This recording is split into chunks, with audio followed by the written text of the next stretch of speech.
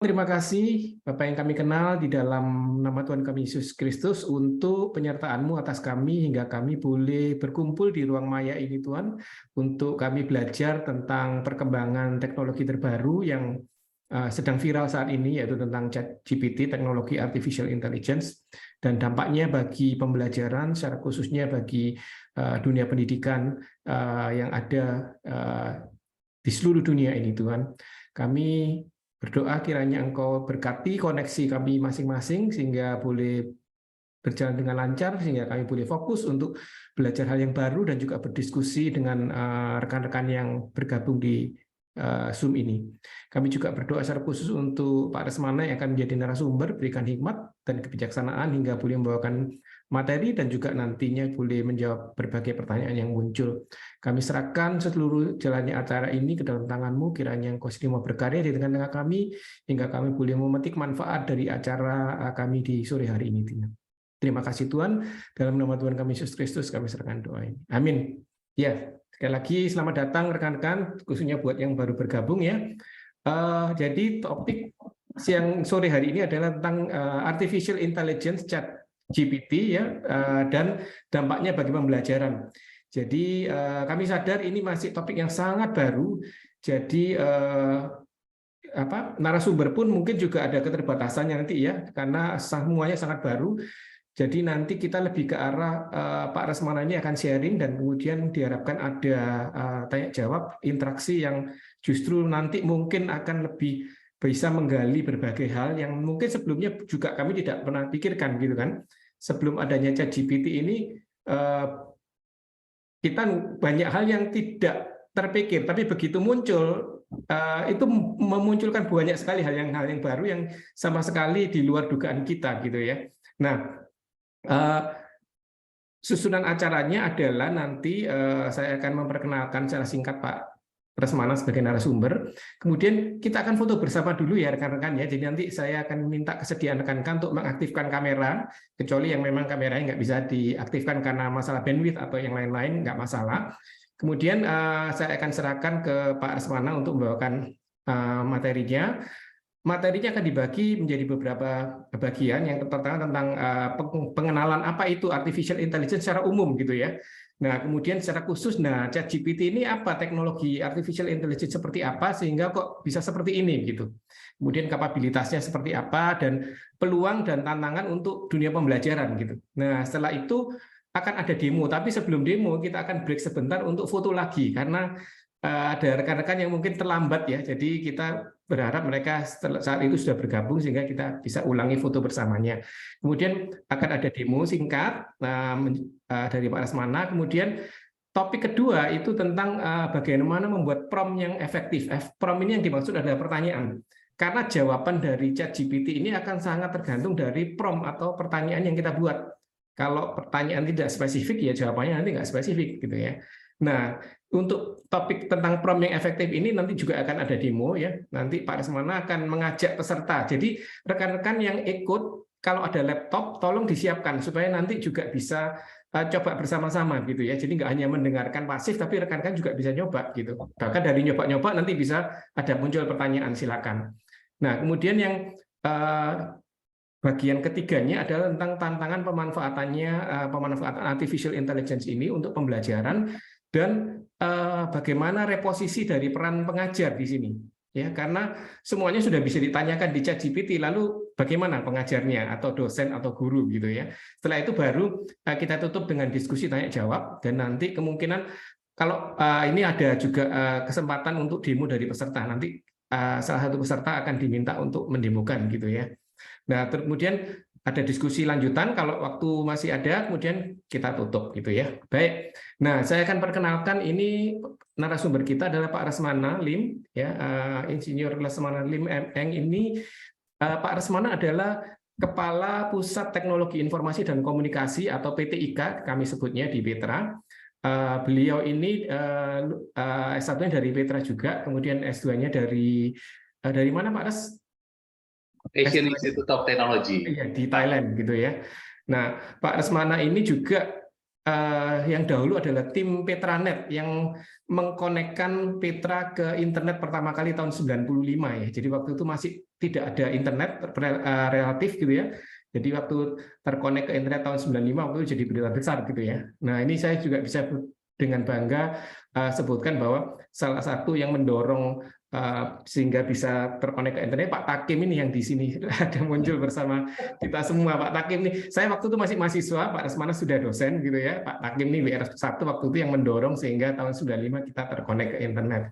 Ya, itu saja mungkin secara singkat. Jadi kita akan mungkin mau foto dulu ya rekan-rekan ya. Baik, ini ada 7 halaman. Saya akan aba-aba, nanti rekan saya akan bantu untuk mengambil screenshot-nya gitu ya. Baik, yang pertama 1, 2, 3, cheese. Oke. Yang kedua 1, 2, 3, cheese. Yang ketiga cheese. Oke, yang keempat 1, 2, 3, cheese. Yang kelima 1, 2, 3, cheese. Keenam 1, 2, 3, cheese. Yang terakhir 1, 2, 3, cheers. Oke, terima kasih rekan-rekan. Pak Resmana, silakan Pak, waktu dan tempat silakan saya serahkan ke Pak Resmana. Ya, terima kasih Pak Ditya, terima kasih LTC yang menyelenggarakan sharing session ya pada siang hari ini. Juga ada Pak Takim ya. Halo Pak Takim, salam sehat selalu. Ini sesi reuni juga nih Pak Takim. Jadi ketika itu Pak Aditya juga ini salah satu tim ya untuk terkoneksi ke internet ya, disemangati oleh Pak Takim dan kawan-kawan, dan juga teman-teman Bapak Ibu dosen, para senior saya juga ada di sini, Bu Monika, halo, dan Pak Bambang ya, dan teman-teman semua. Baik, ini karena topiknya ini relatif baru, jadi kita betul seperti Pak Aditya katakan bahwa kita sharing ya, sharing session. Jadi nanti juga di tengah-tengah ada Pak Kardi di sini. Halo Pak Kardi. Nanti Pak Kardi juga akan sharing ya, Pak Kardi yang sudah mencoba ChatGPT. Baik Bapak Ibu, saya izin share. Jadi nanti ada 3 materi yang nanti bisa di-share ke Bapak Ibu. Sudah saya kasihkan ke panitia ya. Salah satunya juga dari Pak Kardi nanti ya, yaitu tentang prom-prom apa yang dibutuhkan untuk pembelajaran coding ya. Nah, kemudian ini kita memang ChatGPT ini relatif baru, jadi baru sebulan setengah ya berarti ya, hampir 2 bulan ya, akhir November waktu itu.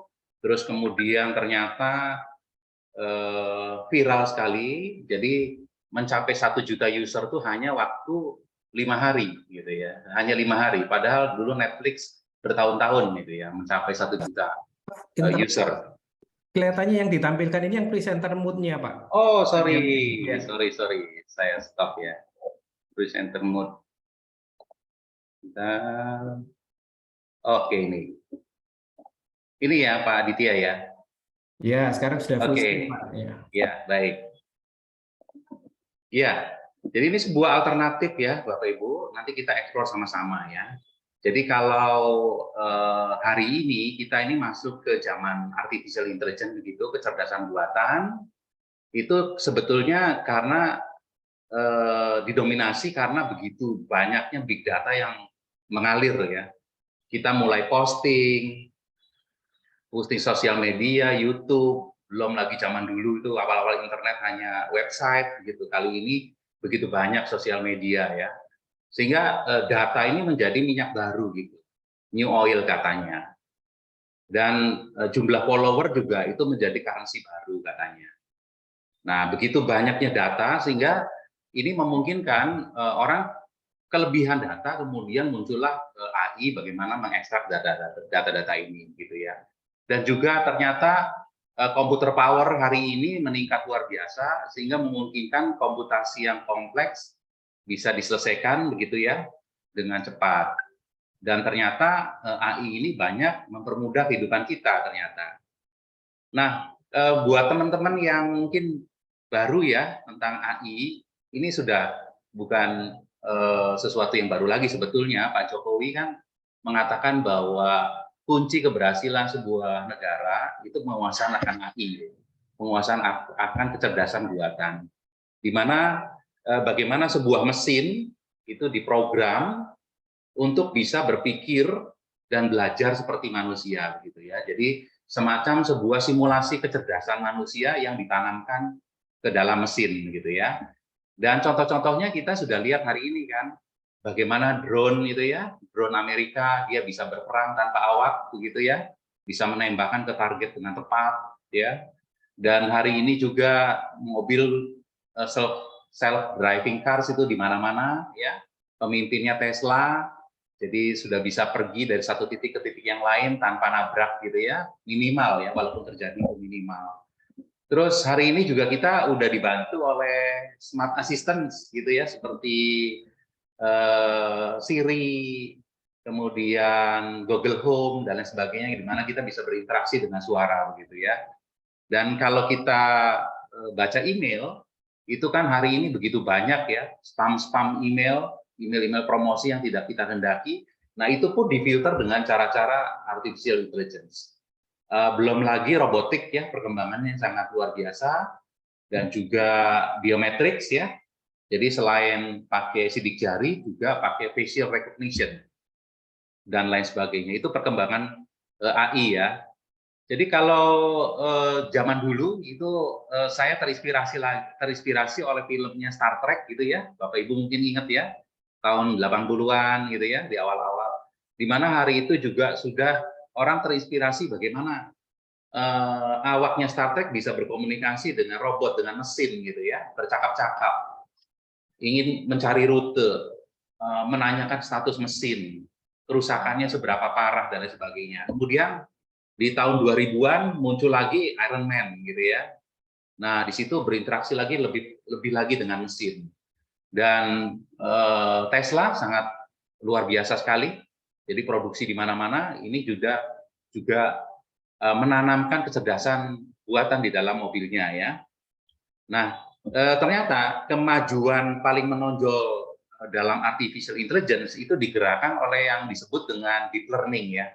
Deep learning, di mana deep learning ini merupakan pembelajaran mesin yang dia itu mencoba menggunakan artificial neural networks, jadi mensimulasikan jaringan saraf ya, di mana di dalamnya ada neuron-neuron yang saling interkoneksi, dan di dalamnya itu dilakukan pembelajaran kan ya, ketika kita kecil kita dilihatkan sebuah gambar, kemudian dilabel, ini telur, ini apel, jadi ada semacam proses pembelajaran ya, sehingga koneksi-koneksi di dalam neuron kita itu terisi dengan knowledge gitu ya, sehingga berikutnya knowledge itu bisa memprediksi data. Ketika kita melihat apel, maka kita bilang apel ya. Nah, model pembelajaran ini dengan deep learning itu dicoba ditanam di mesin gitu ya, sehingga mesin intelligence akhirnya. Jadi mesin yang bisa belajar, kemudian dia mencoba untuk memprediksi. Aplikasinya seperti mobil Tesla, computer vision itu ya, area computer vision. Jadi bagaimana komputer memahami jalan raya. Terus kemudian perkembangan terakhir ini ke arah natural language processing gitu ya. Nah, di dalam natural language processing itu digunakanlah ChatGPT ini ya, di mana mesin bisa berinteraksi secara natural ya, dengan bahasa natural. Belum lagi ada speech recognition ya. Nah, ini ya di Google Home, di Siri, itu Google Assistant dan lain sebagainya udah memanfaatkan ini ya. Nah, ternyata yang dikatakan deep learning itu adalah artificial neural network yang mana dia masif gitu ya. Jadi kalau misalkan bulat-bulat ini adalah neuron-neuron kita, neuron saraf kita, maka yang terjadi itu adalah interkoneksi ya, interconnected. Mulai dari syaraf-syaraf pengindra kita, katakanlah di input yang di sebelah kiri ini ya, itu kemudian mencoba untuk dilakukan training sehingga dia bisa melakukan prediksi, pengenalan pola gitu ya. Jadi input yang ada di sini ya, mulai dari reseptor mata kita itu terinterkoneksi ke dalam brain kita ya, sampai kemudian kita bisa mengenali gitu ya. Nah, pengetahuan itu diletakkan di mana? Pengetahuan itu diletakkan di dalam bobot-bobot interkoneksi antar neuron ini. Ini karena di sini miliaran gitu ya, sehingga bobotnya begitu banyak dan dia menyimpan knowledge gitu ya. Nah, kira-kira seperti itu.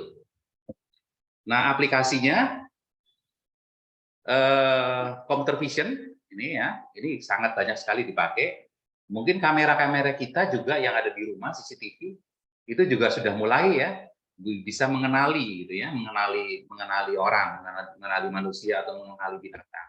Juga mobil-mobil self driving dia mengenali situasi, plat nomor, kemudian mobil yang ada di depan seperti apa, juga untuk gestur ya, gestur recognition itu seperti itu.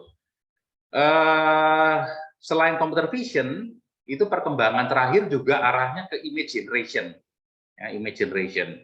Jadi bagaimana image itu di-generate ya. Contohnya DALL-E ya, DALL-E itu dikeluarkan oleh OpenAI sama seperti ChatGPT.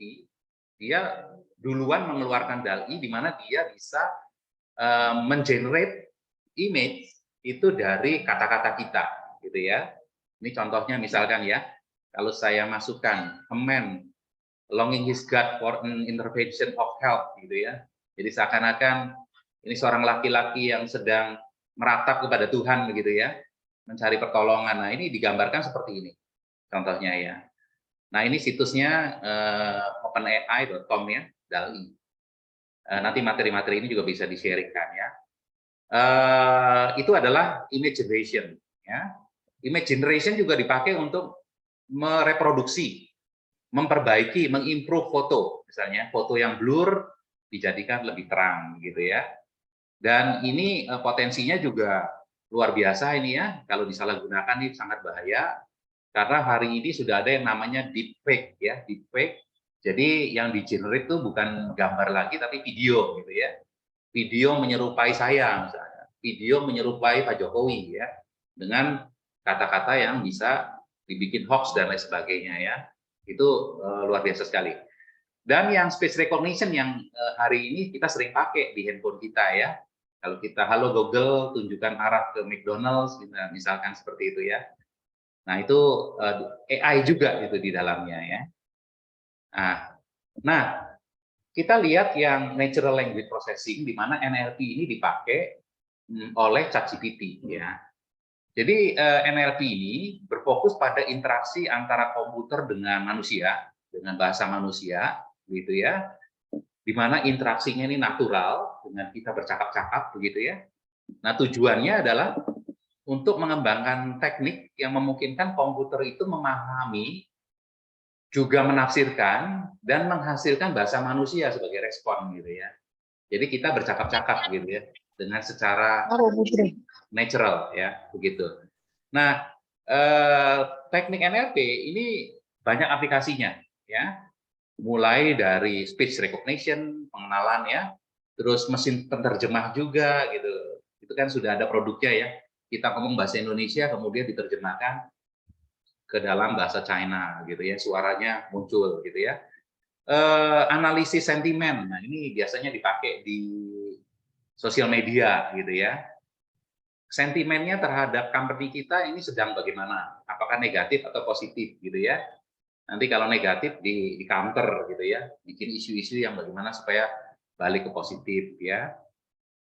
Juga menjawab pertanyaan. Nah, ini kategori menjawab pertanyaan ini adalah ChatGPT ya. Ada juga yang sifatnya meringkas ya, meringkas teks. Nah, jadi si NLP ini ternyata dia menggabungkan teknologi computer science pasti ya, karena di sini ada deep learning-nya, ada coding ya, di dalamnya ada database, terus kemudian artificial intelligence, ini pasti karena ada metode-metode artificial intelligence, deep learning yang ditanamkan dengan teorinya bahasa, ya, human language. Secara human language di sini ada grammatical, ada konteks, kemudian ada macam-macam di dalamnya ya, dan ini mencoba dikombinasikan.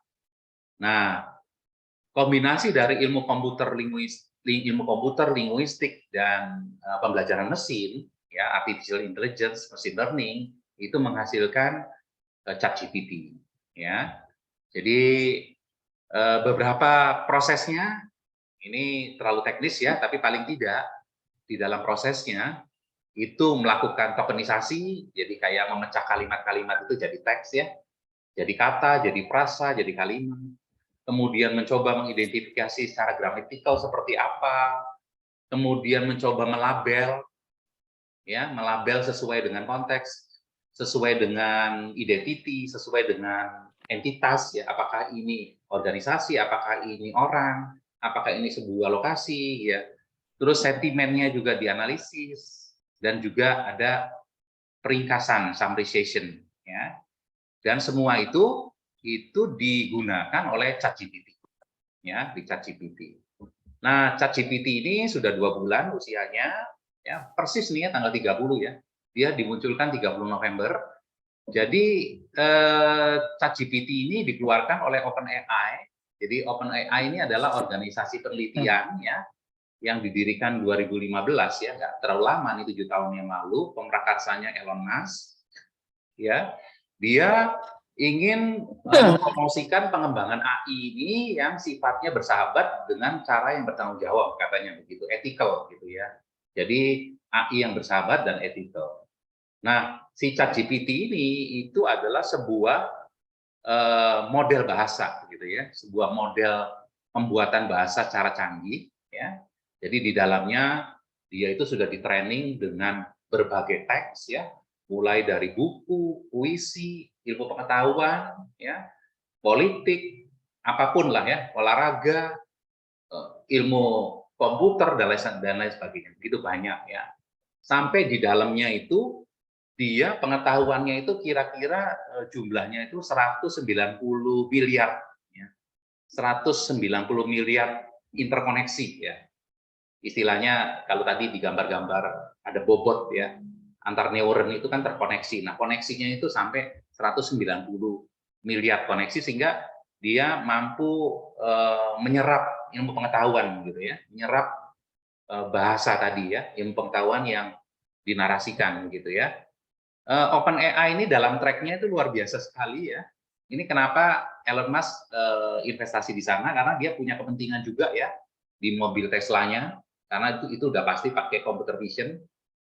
Terus juga ternyata dengan kehadirannya OpenAI itu OpenAI itu dia lawan game ya, melawan game ya menang ya. Jadi game komputer tuh bisa dilawan ya sama AI. Dan juga memunculkan ini DALL-E ya. Jadi DALL-E itu mengenerate image dari kata-kata ya yang kita definisikan. Begitu.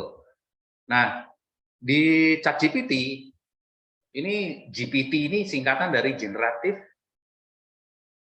Pre-trained Transformer. Jadi Generative Pre-trained Transformer. Jadi dia itu sudah di training ya, sudah di training. Jadi dia itu sebuah transformer mentransform pertanyaan-pertanyaan kita ya dengan ilmu pengetahuan yang sudah di training sebelumnya ya, sehingga menghasilkan 190 miliar interkoneksi ya yang mewakili knowledge gitu ya, sehingga dia itu menjadi sebuah model gitu ya, model pembuatan bahasa yang dikembangkan oleh OpenAI ya. Jadi teknik yang ada di dalamnya itu NLP pasti, deep learning-nya pasti ada ya. Dia menghasilkan teks mirip manusia gitu ya. Jadi mirip-mirip banget gitu ya. Nah, ini ya. Dan hari ini berkembang terus. Jadi ketika 2 bulan lalu itu dia masih versi 3. 30 November itu ChatGPT versi 3 dirilis ya. Terus hari ini 2 bulan nih sudah jalan ya. Itu sudah berkembang, dia menyebutnya versi 3,5 gitu ya. Karena udah ketambahan ilmu pengetahuan ya. Dan yang menariknya yang seperti saya katakan tadi ya, ini viral, begitu viral, ChatGPT itu untuk mencapai 1 juta user itu butuh hanya 5 hari. Ya. Kalau Netflix itu 3,5 tahun. Ya. Facebook 10 bulan ya, Spotify 5 bulan, iPhone 74 hari. Ya, tapi ChatGPT ini 5 hari ya. Ini kenapa demikian? Ya memang karena pertama kali dibuka terus masih gratis ya sekarang ya. Nanti akan berbayar. terus kemudian orang ternyata mencoba, ternyata kita coba, kita heran juga, wah sampai sejauh ini ya, begitu ya, perkembangannya begitu ya. Kemampuan dari ChatGPT itu dia menghasilkan teks ya, dengan memiliki pengetahuan yang luas, berbagai topik ya. Nah, topiknya ini saya tanya sama dia, sama ChatGPT, Anda memiliki pengetahuan yang luas, berikan 10 topik apa saja. Topiknya puluhan ya, banyak ya. Dia list 10 topik aja, ada sejarah, sains, ekonomi, ya, seni budaya, politik, olahraga, filosofi, sastra ya. Ini bikin-bikin puisi juga termasuk di dalamnya ini. Nah, terus ternyata ada kelemahannya, pasti ya, karena ini sebuah mesin ya, nggak ngalahkan ciptaan Tuhan, jadi hanya sebuah mesin, jadi ada kelemahannya ya. Kelemahannya kadangkala juga kekurangan tidak sensitif terhadap konteks gitu ya, dia kehilangan konteks ya. Itu tentunya nanti konteks diperjelas dengan bagaimana kita memberikan prompt, ya. Memberikan pertanyaan yang lebih clear, lebih detail ya. Nah itu ya. Terus juga kalau ditanya tentang pemaknaan makna metaforis, yang metafora, perumpamaan-perumpamaan, belum tentu dia bisa gitu ya. Jadi belum tentu metafora-metafora Jawa dia bisa jawab ya. Gitu. Terus juga bisa saja terjadi kesalahan ya. Dan kurang objektif ya. Itu juga memungkinkan ya, memungkinkan seperti itu ya. Jadi ChatGPT ini dilatih dengan menggunakan data-data dari internet ya, yang mungkin informasinya bisa saja diskriminatif, tidak objektif, tidak akurat ya, syarat dengan nilai-nilai jualan gitu dan lain sebagainya ya. Itu seperti itu. Sehingga memang diperlukan pemantauan dan koreksi manusia. Jadi memang di ChatGPT memungkinkan kita memberi masukan gitu. Yang benar jawabannya seperti apa gitu ya. Nah itu ya kelemahannya. Dan peluang untuk dipakai untuk alat bantu pembelajaran, ini sebagai alat bantu ya, sekali lagi sebagai alat bantu. Alat bantu untuk siswa menyelesaikan tugasnya atau proyek ya, dengan memberikan informasi yang akurat berguna. Jadi kalau misalkan itu pertanyaan-pertanyaan yang trivial, yang simple, ya bahkan yang esai sekalipun, dia bisa generate gitu ya. Begitu. Tapi dia sebetulnya powerful ketika digunakan untuk yang sifatnya project base gitu ya, di mana project base ini kita melakukan iterasi-iterasi di ChatGPT sehingga kita sampai gitu ya, sampai kepada ilmu pengetahuan yang kita dapetin gitu ya. Dan sifatnya juga tools ini dipakai untuk pengayaan materi ya, pengayaan materi, jadi tidak menggantikan tapi diperkaya gitu ya, bahkan ekstra bimbingan gitu ya. Terus latihan ya, memungkinkan latihan. Ya, jadi nanti di akhir saya kasihkan linknya untuk ada beberapa prompt-prompt contoh ya, ada puluhan prompt-prompt contoh yang nanti Bapak Ibu bisa coba gitu ya. Oke, teman-teman mungkin sebagian besar juga udah pernah nyoba ya. Nah, ini kita demo ya, coba ya. Pak Resmana mungkin Ya. bisa break sebentar untuk foto, Pak. Oke, boleh Iya, sebelum kita iya, demo ya. iya. Baik. Ini saya stop dulu ya. Baik. Rekan-rekan mohon kesediaannya untuk mengaktifkan kamera kembali karena ini jumlahnya sudah bertambah banyak dibanding saat awal tadi ya. Tadi 7 halaman, sekarang sudah 9 halaman.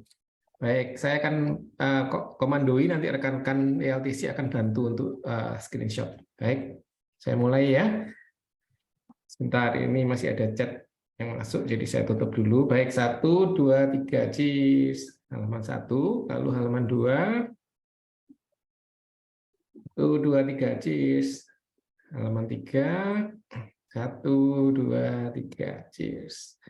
4, 1, 2, 3, cheers. Sorry, masih ada chat, sebentar ya. Oke, halaman 5. Sampai di tengah, 1, 2, 3, cheers. Halaman 6, 1, 2, 3, cheers.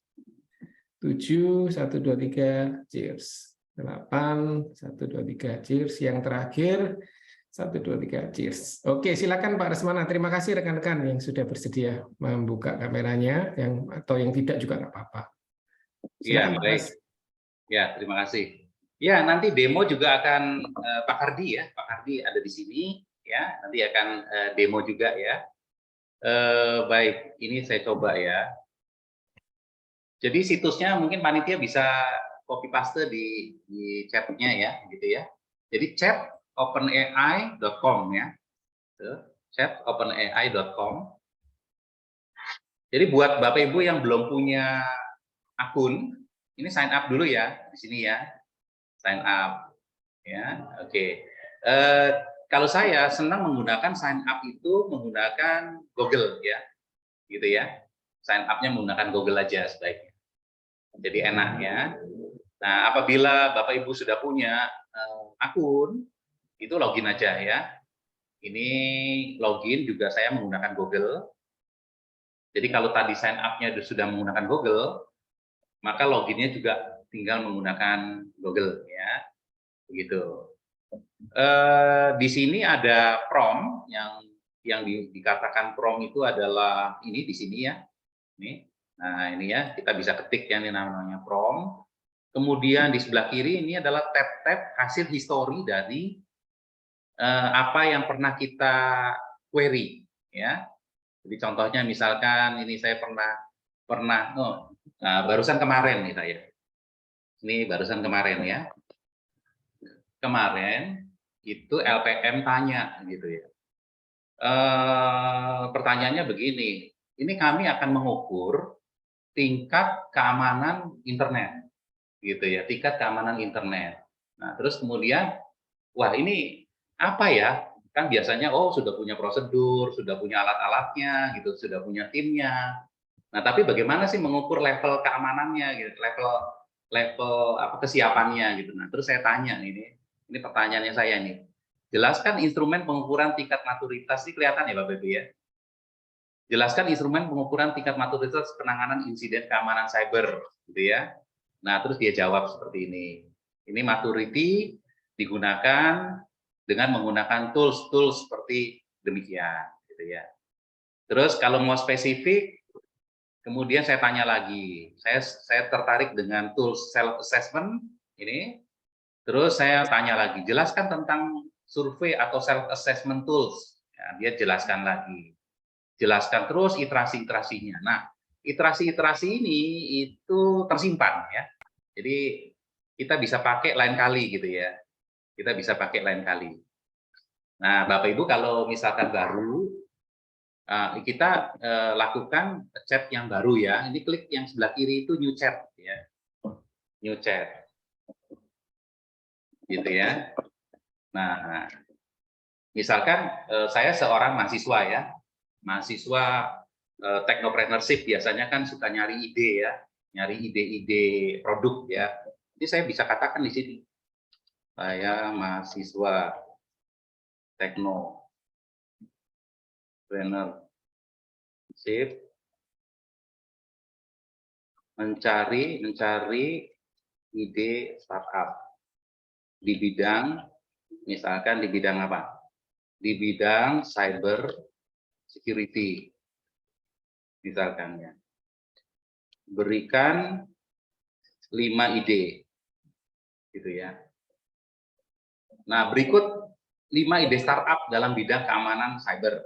Nah, platform keamanan, yaitu membuat solusi bla bla bla, layanan penyimpanan data yang aman.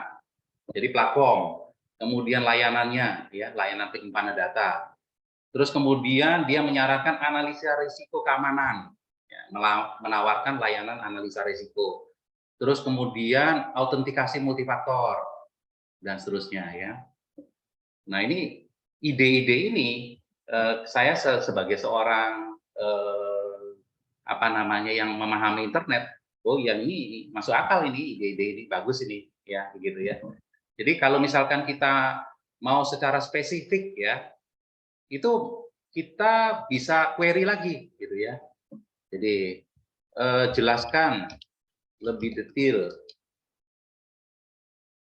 jawaban nomor 1 gitu ya. Nah ini jawaban nomor 1 dia akan mencoba untuk membuat lebih detail, membuat platform keamanan ya di dalam era teknologi itu apa saja Nah, ternyata ini dimensinya adalah menggunakan smartphone, tablet, ya. Nah, startup di bidang keamanan itu membuat platform keamanan untuk mobile ya, untuk pengguna mobile misalkan. Nah, di dalamnya ada fitur apa saja?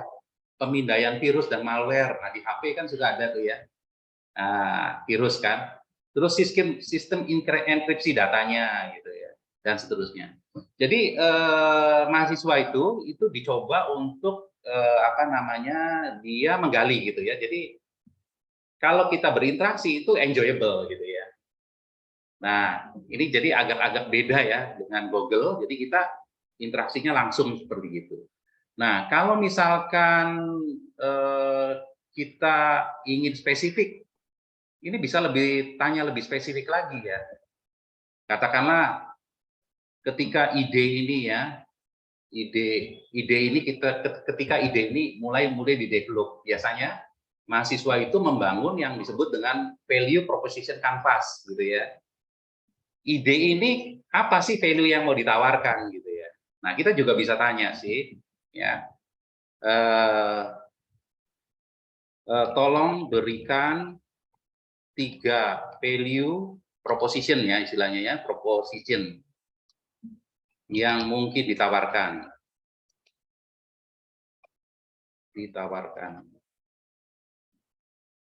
Nah, value daripada startup security ini itu apa sih yang ditawarkan? Nah, ini paling tidak ide-ide yang diberikan oleh ChatGPT itu men-challenge dia gitu ya. Memang kita nggak terima mentah-mentah, tapi paling tidak ini menjadi startup ya, untuk nanti kita uji, kita validasi gitu ya. Ide-ide ini value-nya benar apa enggak sih gitu ya. Nah, ini keamanan data pribadi ya, itu value itu. Data pribadi itu hari ini luar biasa ya kalau bocor. Terus perlindungan terhadap virus dan malware. Nah, itu value kedua. Value yang ketiga, keamanan jaringannya itu sebuah value juga, memberikan keamanan di jaringan gitu ya. Di pribadi diberikan value, kemudian virus juga kita aman gitu ya, jaringannya aman gitu ya. Nah, mungkin mahasiswa akan men-challenge lagi. Kalau value-value ini akan ditawarkan, ini kira-kira value ini kan perlu divalidasi ya. Nah, gimana caranya gitu ya untuk memvalidasi? Nah, ini bisa diiterasi lebih lanjut gitu ya. Jadi bagaimana cara untuk memvalidasi value ya, value di atas. Berikan contoh-contohnya. Nah, tentunya biasanya kan kalau kita kuliah itu diajarkan value itu divalidasi dengan bisa FGD, bisa survei gitu ya, bisa interview dan lain sebagainya gitu ya. Nanti jawabannya ini survei pasar. Terus uji coba beta. Nah, jadi kalau misalnya produknya ada prototipenya, ada contohnya, itu uji coba. Terus mencoba menganalisa ya, menganalisa data. Terus umpan balik dari pengguna, gitu ya. Nah, ini apa namanya? Paling tidak ini menjadi awalan gitu ya. Dan ini bisa diiterasi terus-menerus gitu ya. Begitu. Nah, apabila kita ingin melakukan topik yang baru, kita ini bisa di-stop gitu ya, tapi tersimpan tidak hilang, kita klik lagi new chat gitu ya. New chat. Nah, ini topik yang baru lagi gitu ya. Nah, kalau misalkan ini sebuah pertanyaan-pertanyaan, pertanyaan-pertanyaan soal-soal gitu ya, soal-soal ini juga misalkan ini ada pertanyaan-pertanyaan jaringan ya. Ini ada contoh soal ya. Ini ada contoh soal. Ini contoh soal itu akan sangat mudah sekali ya. Soal-soal itu diselesaikan oleh dia. Jadi memang nih hari ini kalau kita memberi soal itu ya hati-hati juga ya. Orang yang pandai menulis itu juga belum tentu dia ya, belum tentu pemahamannya seperti itu. Ya. Jadi ini contohnya, ini pertanyaan apa namanya? multiple choice gitu ya. Ini juga dia bisa jawab ya. Demikian pula yang esai ya. Jadi kalau pertanyaan-pertanyaan seperti ini, apa namanya? Nah ini ya jawabannya adalah topologi star gitu ya, dan seterusnya. Nah ini juga bisa punya kemampuan tentang network ya, tentang jaringan, gitu ya. Silakan Bapak Ibu bisa coba ya. Nanti ada kemampuan juga. Nanti sebelum saya lanjut, nanti Pak Kardi akan sharing. Dia juga punya kemampuan untuk coding ya, untuk mengoptimasi coding atau kita belajar coding juga, coding komputer gitu ya. Oke. Atau kita lanjut dulu karena Pak Kardi ada acara. Halo Pak Kardi. Halo. Ya, bisa ya Pak ya sharing ya Pak? Boleh. Boleh ya, saya stop sharing ya. Ya. Oke. Ya, sambil Bapak Ibu nyoba ya, kita sharing ya. Sambil Bapak Ibu nyoba. Selamat siang Bapak Ibu semuanya. Ya, ini contoh ya, pemakaian ChatGPT ya, yang beberapa waktu yang lalu saya pakai untuk menggunakan untuk membuat ini sebenarnya contoh pemrograman menggunakan program Python gitu ya. Ini kan soal di kelas biasanya. Bisakah Anda melakukan perhitungan untuk menghitung GCD gitu ya, Greatest Common Divisor gitu. Nah, langsung ya yang hijau ini jawabannya daripada ChatGPT ya. Jadi langsung bisa di-copy jawabannya di sini, ya kan? Kemudian juga dijelaskan dengan lebih detail ya. Code-nya itu dijelaskan oleh ChatGPT lebih detail, ya kan? Kemudian saya bikin constraint ini. Gimana kalau misalnya saya ini kan inputnya nggak pakai apa namanya validity ya. Kalau saya hanya ingin inputnya bilangan yang positif, ya, langsung dia jawab ya. Dia bikin jawaban seperti ini ya. Nah, kemudian dijelaskan juga. Penjelasannya jauh lebih detail dari penjelasan kami di kelas, jadi luar biasa sekali ya. Nah, juga dibikin beberapa alternatif jawaban, dia juga berikan beberapa alternatif jawaban. Kemudian saya bilang, wah jawabanmu terlalu panjang gitu ya. Apakah bisa dibuat lebih pendek gitu ya? Oh, dia langsung buat yang lebih pendek. Dioptimasi juga bisa.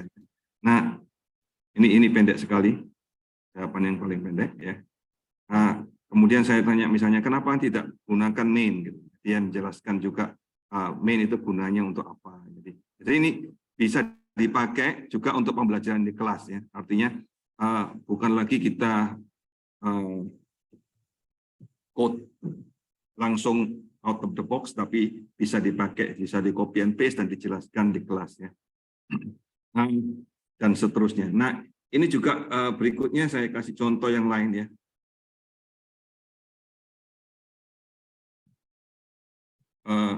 Di mana saya minta ChatGPT itu untuk menghitung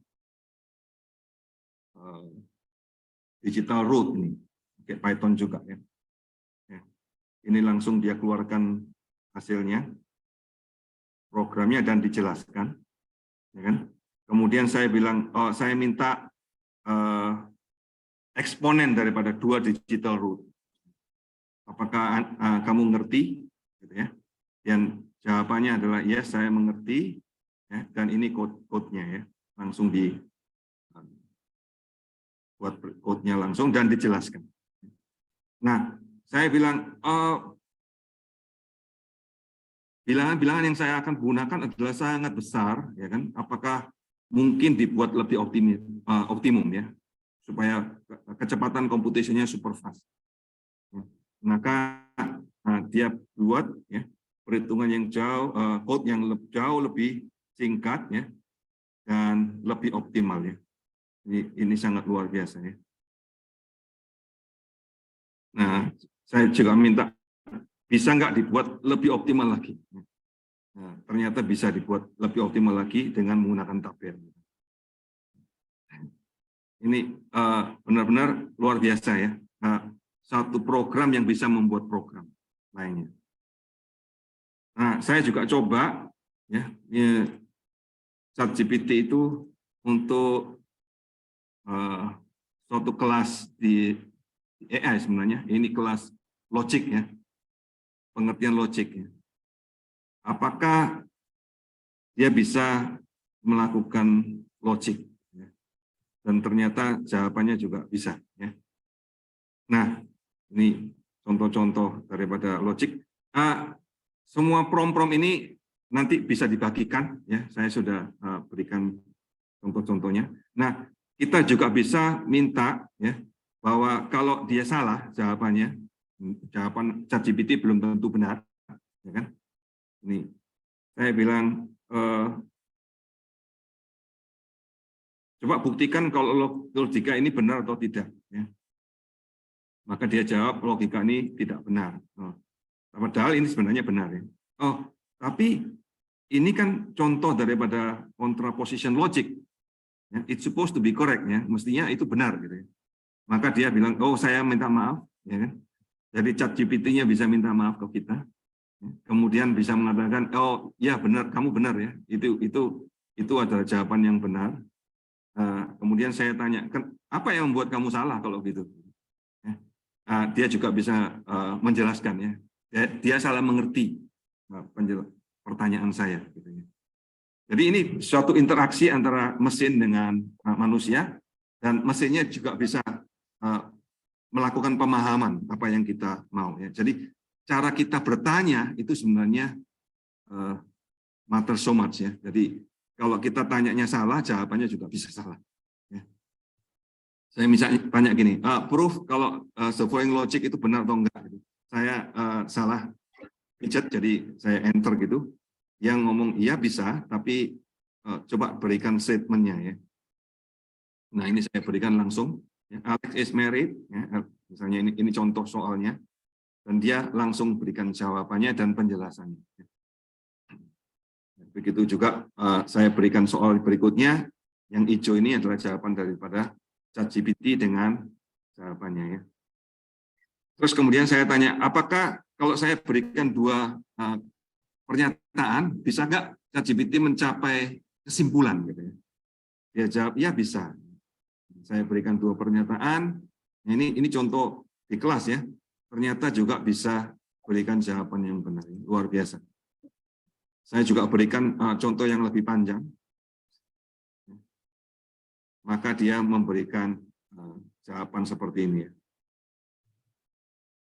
Nah, dia memberikan warning juga bahwa semua pernyataan tadi adalah hipothetical, ya, tidak benar di real life. Ya. Nah, saya tanyakan lagi, apakah ya, dari pertanyaan sebelumnya, apakah Mark hate Peter, misalnya, dia jawab, oh, tidak dispesifikasi di sana. Ya. Artinya, jawaban dia juga berdasarkan language model belum tentu benar. Ya. Nah, kita tetap sebagai manusia perlu berinteraksi, perlu berpikir juga. Ya. Tidak selalu jawaban daripada AI itu selalu benar. Ya. Nah, berikutnya, kalau misalnya jawaban dia salah, saya sebutin your conclusion is wrong from the logical point of view, maka dia akan mencoba mencari pembenaran diri. Ya. AI-nya juga bisa mencari pembenaran diri. Ya. Artinya kenapa dia salah itu dia bisa sebutkan. Ya. Berikutnya yang menarik juga bisa menyelesaikan teorem matematika. Ya. Ini luar biasa sekali. Ternyata bisa dikerjakan oleh suatu AI. Ya, dan bisa menjelaskan ya kenapa teorem itu benar atau teorem tersebut salah. Ya. Nah, yang menarik adalah ya, pernah saya buat suatu program theorem prover ya, dan dengan ini sebenarnya theorem prover saya masih kalah dengan ChatGPT ya. Nah, dengan humble, dengan rendah hati dia mengatakan ya I'm glad that saya bisa membantu ya. Nah, dengan sini kita bertanya lebih lanjut ya. apakah benar bahwa dengan adanya ChatGPT dan AI ini nantinya tahun ini pasti akan banyak AI yang muncul, ya, Google dan Facebook juga akan mengeluarkan, termasuk Baidu. Ya. Kita mungkin akan kehilangan pekerjaan. Ya. Banyak dari kita akan kehilangan pekerjaan. Nah, pertanyaannya, bagaimana kita bisa survive? Nah, ini ChatGPT-nya memberikan solusi, ya, bisa dibaca sendiri nanti. Ya. Kemudian juga tentang pendidikan. Ya. Bagaimana caranya supaya kita tetap bisa melakukan pekerjaan dalam employability in the face of automation. Ya, artinya sebagai manusia mungkin kita kalah, ya, dengan mesin ini, tapi ada beberapa hal yang sebenarnya kita bisa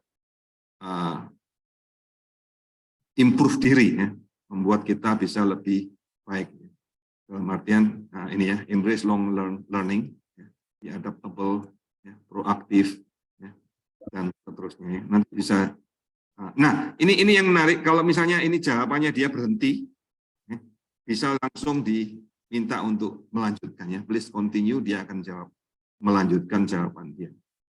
Mungkin Bapak Ibu kalau lihat ChatGPT-nya kok tiba-tiba berhenti, ya, bisa diminta, ya, please continue, jadi dia bisa melanjutkan jawabannya. Nah, pertanyaannya dengan ini kalau programmer bisa diganti oleh AI dong mestinya, ya.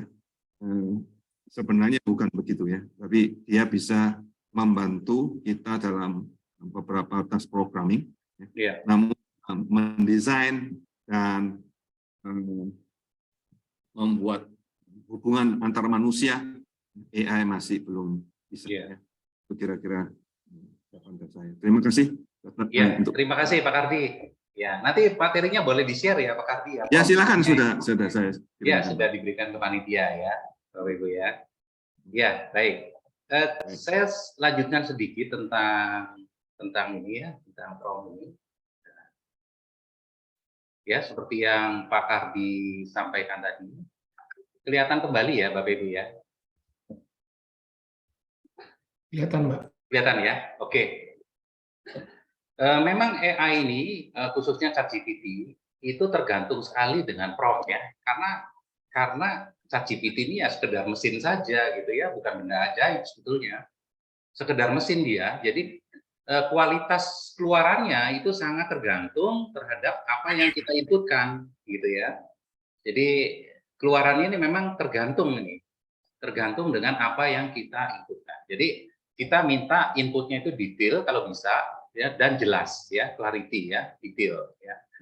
Terus juga gunakan breakdown queries, ya. Jadi queries itu bertahap, ya, bertingkat gitu, ya.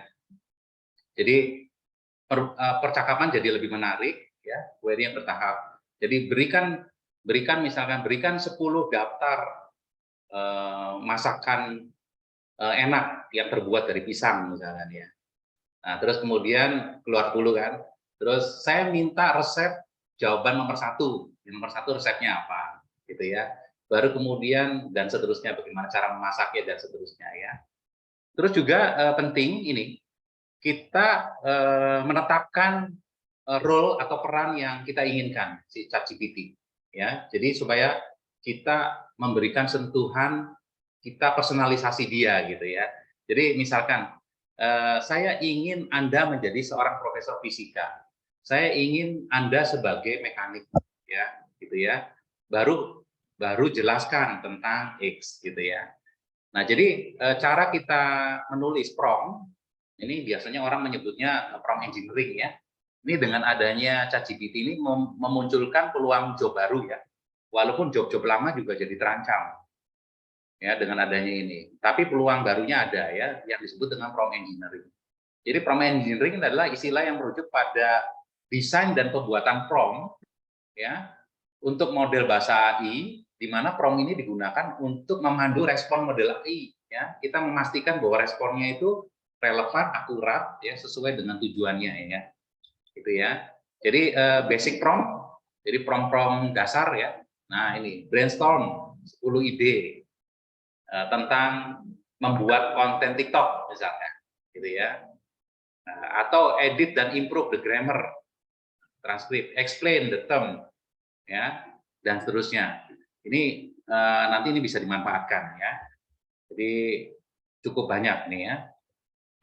Atau summarize this into tweet. Jadi setelah kita diskusi-diskusi, kita bisa saja satu titik coba kita summary-kan ini menjadi tweet, sebuah postingan Twitter gitu ya. Nah, atau menjadi email gitu dan seterusnya ya. Ini materinya akan kita berikan, dan yang menarik lagi ya, sebelum kita discuss peluang-peluang untuk pendidikan, ini ChatGPT punya fungsi memori dia. Punya fungsi memori. Jadi ketika kita new chat, maka konteksnya dia pegang terus itu. Nah, sehingga kita bisa balik lagi gitu ya. Nah, misalkan kita kepingin summary ya, atau kita kepingin ini create a mind map for this gitu ya. Jadi kita tuh udah diskusi apa aja sih gitu ya, put this into a list ya, dan seterusnya ya. Jadi kita bisa balik lagi ya. Ini yang menarik ketika kita sebagai contoh ini ya, sebagai contoh kita kepingin dia menjadi copywriter ya, misalkan ya.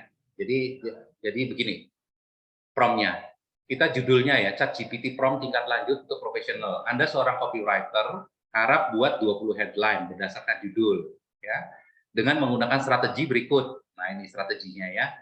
Kata-katanya 100 karakter, gunakan kata-kata aksi yang kuat, melibatkan pembaca dan seterusnya ya. Nah, nanti dia menjalankan itu ya. Oke, saya stop dulu ya. Mungkin teman-teman boleh coba ya, boleh coba. Nanti ada kesempatan juga, silakan yang mau sharing ya. Coba yang mau sharing juga silakan. Sebentar. Pak Ares, apa sudah bisa ada tanya jawab sekarang? Oh, boleh sambil ya. Iya, oke, ya, baik. Sambil. Mungkin ini saya jadi begini, waktu rekan-rekan mendaftar itu ada banyak sekali pertanyaan yang masuk.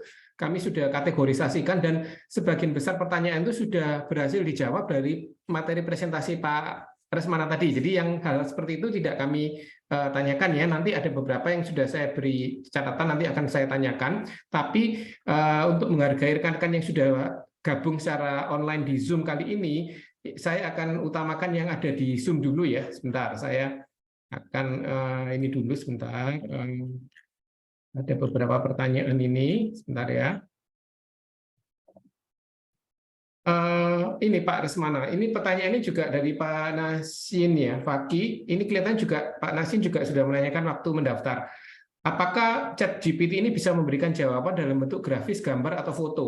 Karena salah satu kemampuan AI antara lain mendeteksi gambar. Iya.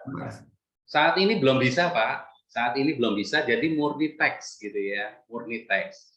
Jadi ini sengaja kelihatannya untuk uji coba. Nanti ketika versi berbayarnya itu muncul, rencananya kan kalau nggak salah itu $42 ya. $42 tuh nanti dapat sekian kata-kata gitu, boleh. Nah, nanti ketika versi berbayar ini muncul, maka taksiran saya fitur-fitur baru akan muncul, Pak. Jadi akan muncul mulai ada grafisnya dan lain sebagainya ya. Saat ini masih belum bisa itu kelihatannya. Ini masih gratis ini. Oke, baik. Juga ada pertanyaan sih, tapi kelihatannya sudah ada jawab. Ada yang menanyakan apakah bisa pakai bahasa Indonesia. Nah, tadi kan Pak Resmana semua promnya dalam bahasa Indonesia ya. Bisa, ya. Karena dia punya kemampuan translate ya. Baik. Sebentar, lalu ada lagi pertanyaan. Kalau pertanyaan yang tentang plus minusnya untuk dunia pendidikan nanti akan dijawab Pak Ares di bagian berikutnya ya. Jadi saya loncati dulu kali ini. Mungkin ini. Nah, pertanyaan dari Pak Bambang ini terkait dari jawaban dari promnya Pak Resmana itu apakah sama Pak? Ini saya ringkas ya pertanyaannya. Apakah kalau Pak Resmana yang jawab, jawabannya seperti itu. Kalau ada orang lain yang bertanya, jawabannya apakah berbeda atau sama? Maksudnya begitu ya Pak Bambang ya? Iya, iya. Kelihatannya kalau persis teksnya itu akan sama, Pak. Akan sama. Tetapi kan bisa kita tanyakan, bisa tolong jelaskan lebih detail, misalkan. Maksudnya berarti Ya, jawaban itu tidak original ya? kalau teksnya sama, saya pernah mencoba ya Pak ya, teksnya sama, jawabannya sama Pak. Sama Betul, ya. sama. Tapi kita bisa ubah di prompt-nya dengan memberikan tekanan tertentu Pak. Misalkan dari perspektif politik misalkan, atau dari perspektif apa gitu ya. Nanti dia akan berbeda lagi Pak. Gitu Ya, ya. artinya berarti kalau ada prompt tadi pertanyaan dengan jawabannya kan berarti tidak original karena orang lain nanti bertanya yang sama persis, nanti jawabannya juga akan sama gitu ya. Betul, betul Oke. Pak. Terima Betul kasih. Pak. Iya. Ya, itu juga cukup menarik Pak Ras, karena jadi sekedar sharing saja. Jadi salah satu rekan kami di LTC itu sempat minta ChatGPT ini menjelaskan tentang Petra, sejarahnya gitu kan. Lalu benar sih, tapi ada satu kesalahan, yaitu dia bilang Petra berdiri tahun 1956. Padahal tahun 1961 kan. Nah, lucunya oleh rekan ini dikoreksi, oh yang benar itu tahun 61, dan benar ChatGPT-nya bisa minta maaf, oh maaf saya salah. Nah, kemudian saya minta rekan ini coba tanya lagi yang berikutnya, sudah benar nggak? Dan ternyata benar. Waktu ditanya berikutnya sudah dikoreksi, bukan tahun 56 lagi, tapi tahun 61. Nah, yang belum kami coba adalah kalau orang lain yang bertanya, apakah informasi yang sudah dikoreksi itu akan juga disampaikan ke orang lain atau enggak, kan jangan-jangan hanya dibatasi di konteksnya chatnya rekan saya saja gitu. Itu nanti mungkin ini jadi ada banyak hal yang bisa diuji coba nanti rekan-rekan, pasti menarik. Nah, ada juga rekan yang bilang kalau tidak berhasil masuk Pak Asmana, mungkin karena penuh ya ini ChatGPT-nya. Kemungkinan begitu, ya. Oke, Coba di refresh terus saja, di refresh. Karena seluruh dunia ini lagi mau nyoba gitu ya. Baik, nah ini pertanyaan kedua, mungkin ini pertanyaan terakhir dulu untuk ini, agar Pak Rasmana bisa menyampaikan materi yang topik terakhir, setelah itu baru kita buka seluruhnya untuk tanya jawab ya. Gini, kalau tadi ini terkait pekerjaan ya, ini saya skip karena sudah dijawab tadi ya. Kalau pertanyaan berikutnya juga tentang ini, oke. Pak Resmana, dalam perkembangannya untuk tahun-tahun ke depan, apakah mungkin ChatGPT ini dapat menggantikan pekerjaan developer dalam hal ini programmer ya Pak ya?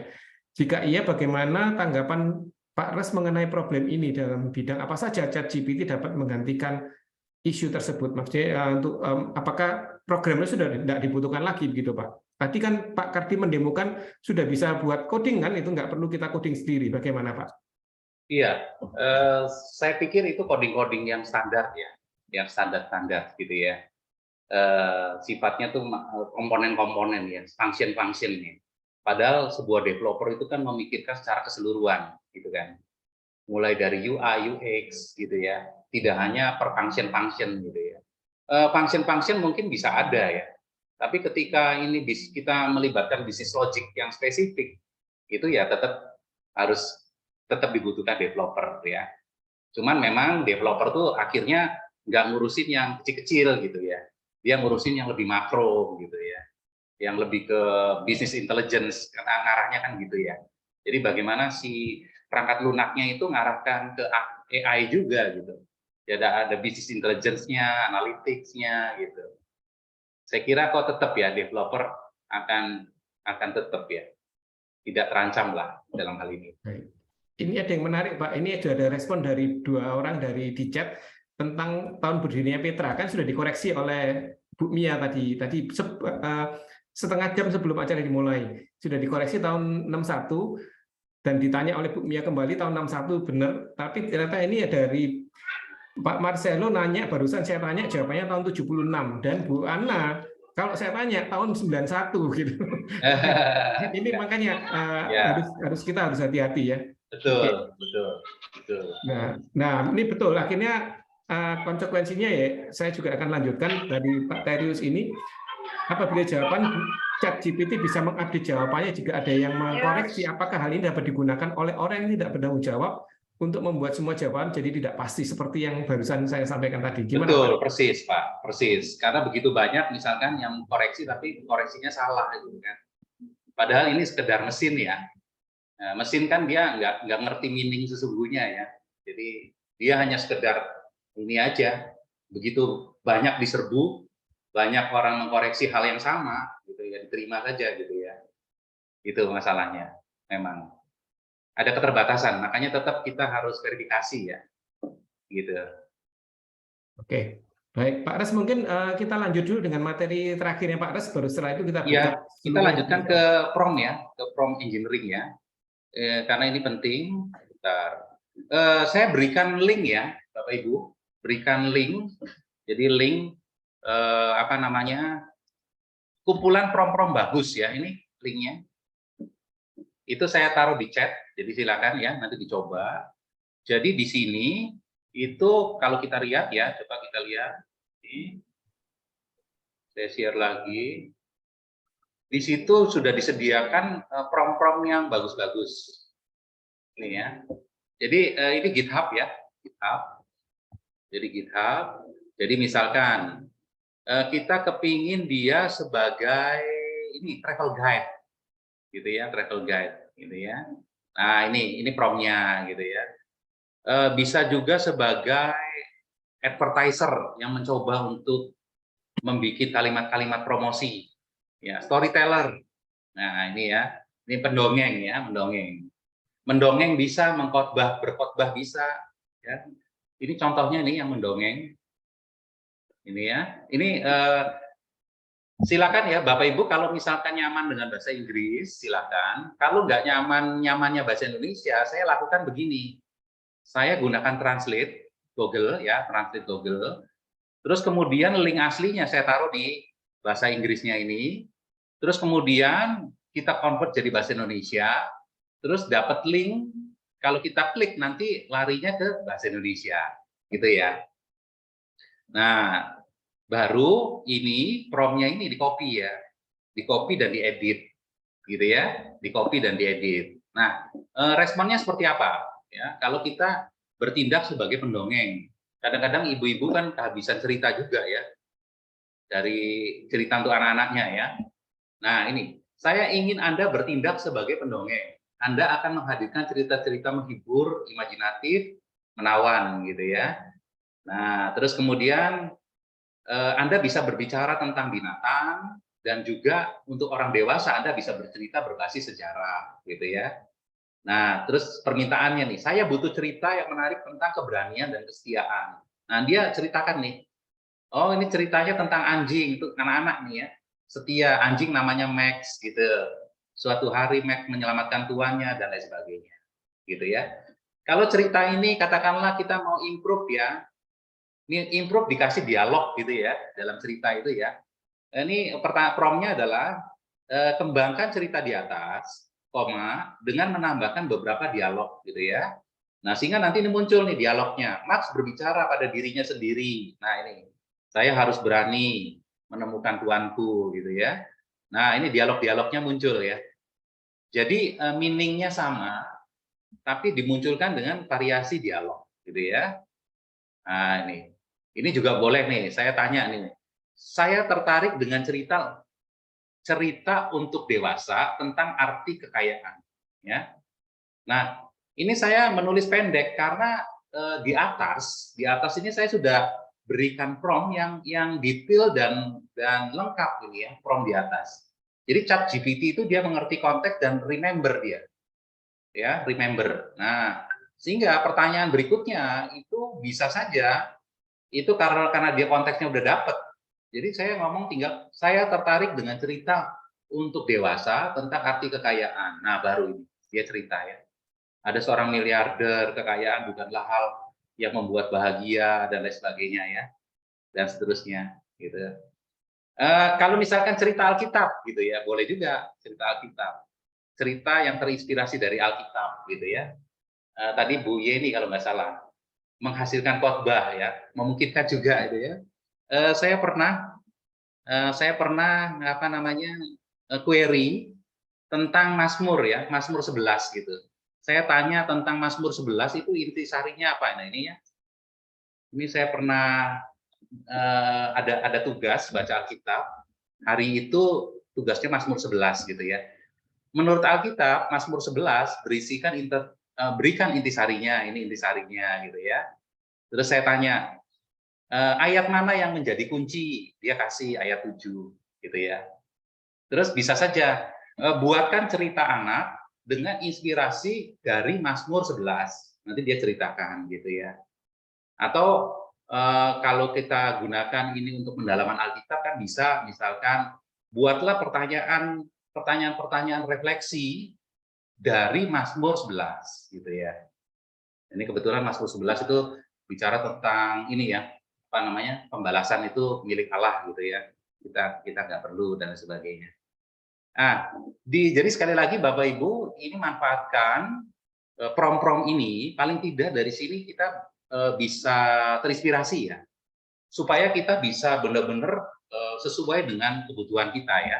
Ini berperan sebagai novelis, ya, kritikus film, nih pelatih hubungan, penyair, rapper, motivasi, pembicara motivasi. Ini kalimatnya jadi bijak-bijak nanti deh, motivasi ya, dan seterusnya ya. Nah ini kalau kita perhatikan di sini ya, selalu kita personalkan dia. Saya ingin Anda bertindak sebagai guru matematika, gitu ya. Baru setelah itu saya ingin apa, gitu ya, dan seterusnya. Kira-kira seperti itu ya. Oke. Nah, jadi sekali lagi kelihatannya dia begitu cukup boleh dikatakan emis saya ya, canggih dalam mengolah kata-kata, sehingga ini memunculkan tantangan ini, Bapak Ibu ya. Nah, tantangannya untuk kita sebagai pengajar, gitu ya, itu seperti apa? Tentunya kalau ini dipakai oleh student, yang student tidak mentah-mentah gitu ya, tidak mengambil manfaat, tapi hanya menggunakan mentah-mentah saja. Dia bisa saja memposting karya yang bagus tanpa dia memahami, dia mengerti gitu, ya. Nah ini problemnya ini. Apalagi hanya sekedar contoh-contoh apa namanya soal-soal esai, soal-soal pilihan ganda, di mana ini secara konten juga ini merupakan pengetahuan umum gitu ya. Nah ini yang problem ya. Ini tentunya akan kesulitan kita ya. Nah memang ini dampak negatifnya nih buat pembelajaran ya. Ini akan timbul krisis berpikir kritis gitu ya. Jadi berpikir kritisnya pelajar ini mungkin akan terganggu ya. Terlalu tergantung dengan ChatGPT ini. Saya nyaman, saya menggunakan tools ini nyaman gitu ya, biasanya begitu ya. Terus juga siswa akan kehilangan kesempatan untuk mencari sendiri, mencari dan menganalisis sendiri ya. Seperti kita-kita yang sudah berumur ini kan ingat dulu ya, ketika kita cari susah, kemudian sesuatu yang kita cari susah itu lupa apa namanya, ingat terus gitu ya. Susah dilupakan gitu ya, karena dulu carinya susah gitu ya. Terus juga negatifnya adalah dengan penggunaan ini siswa ada ketergantungan gitu ya, ketergantungan. Nah ini yang nggak sehat ya, ketergantungan teknologi. Nah oleh sebab itu kita tentunya perlu reposisi ya peran pengajar ini ya. Tentunya kalau misalkan itu ujian online, ketika ujian online ini walaupun katakanlah itu sudah terprotek dan lain sebagainya, nggak bisa browsing sana sini, ya memang itu menolong sekali ya dengan adanya SEB sehingga restrict gitu ya. Tapi kalau tidak itu akan mudah sekali ya. Nah tentunya guru dosen ini berperan sebagai fasilitator ya.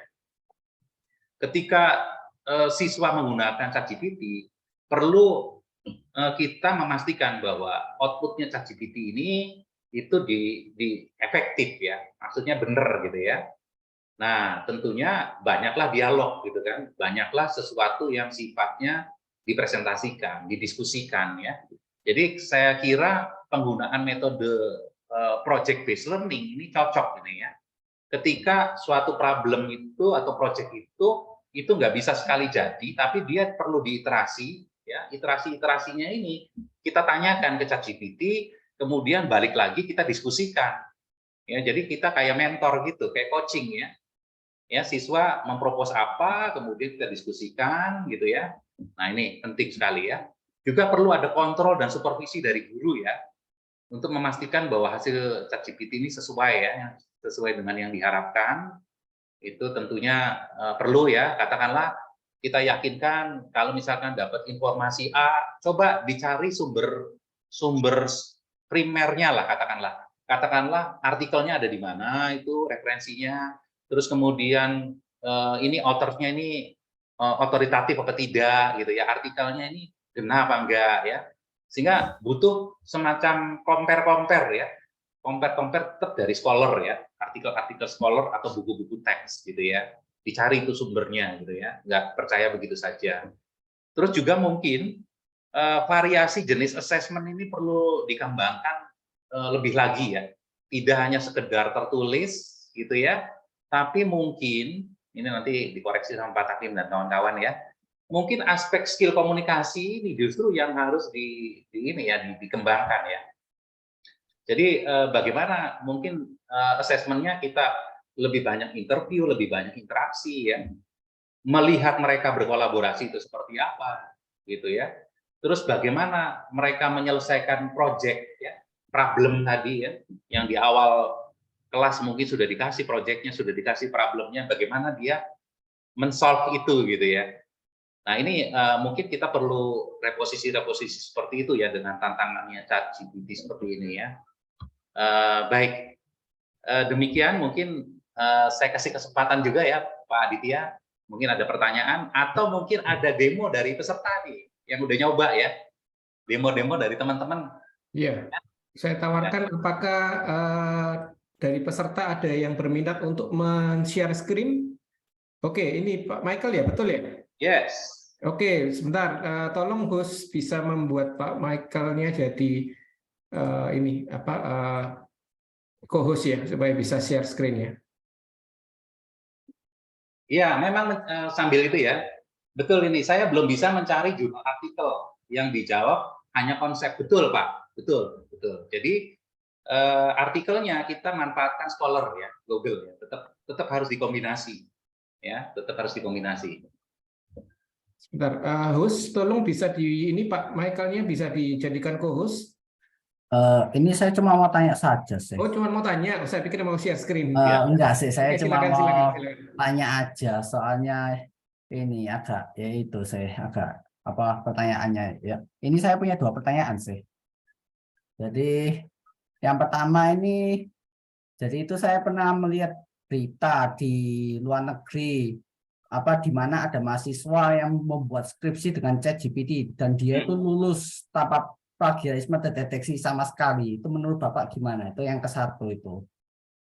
Sama yang kedua itu ini agak di luar topik sih. Cuma saya sih pernah lihat lagi juga di luar negeri itu ada semacam protes di dunia seni tentang AI art itu nanti akan menggantikan pekerjaannya artis itu. Jadi mereka melakukan dengan nge-spam websitenya ArtStation itu dengan gambar tidak boleh AI. Jadi ini linknya ada di sini sih. Ini gambarnya cuma screenshotnya nih, bisa dilihat itu nanti ada gambar AI dilarang gitu. Itu menurut Bapak gimana juga itu? Ya itu saja.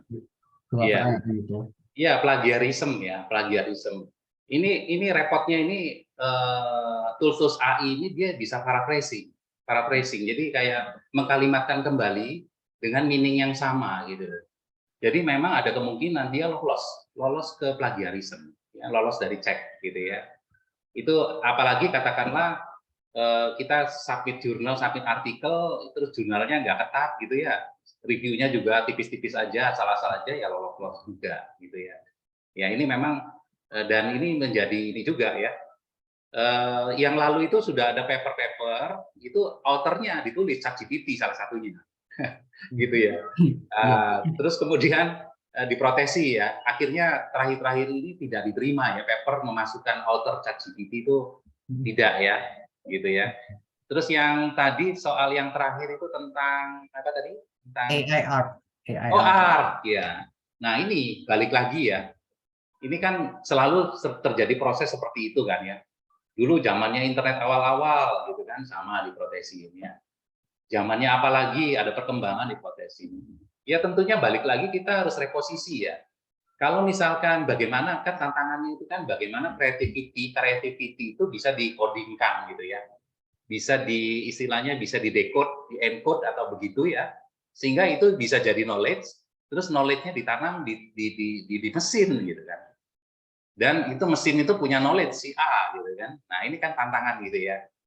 Nah, ini tantangan karena ini kejadian ya. Jadi seperti DALL-E dia menghasilkan gambar-gambar dari AI ya. Ternyata itu jadi duit luar biasa. Jadi karyanya jadi banyak, kemudian sekarang itu kan ada istilahnya print on demand ya. Kita mau bikin kaos gitu ya, ngeprintnya kan on demand ya. Saya pilih. Nah, ternyata banyak laku yang model begitu karena artnya itu nggak biasa gitu ya. Nah, ini mungkin balik lagi ya reposisi seni ya, gitu ya mungkin ya. Nah, ini nanti mungkin teman-teman nih, Pak Takim dan kawan-kawan ini.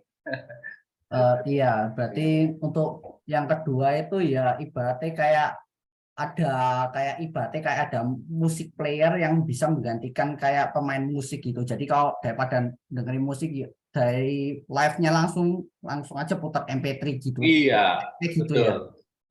betul. Ada teknologi baru gitu yang menggantikan gitu. Betul. Nah, saya kira kok kan kemarin-kemarin kan ribut kan, ada tesis dan antitesis kan, iya kan? Antitesis ya, ada tesis ChatGPT, ada antinya, ya kan? Kalau saya sih mendingan kita bikin yang sintesis gitu kan.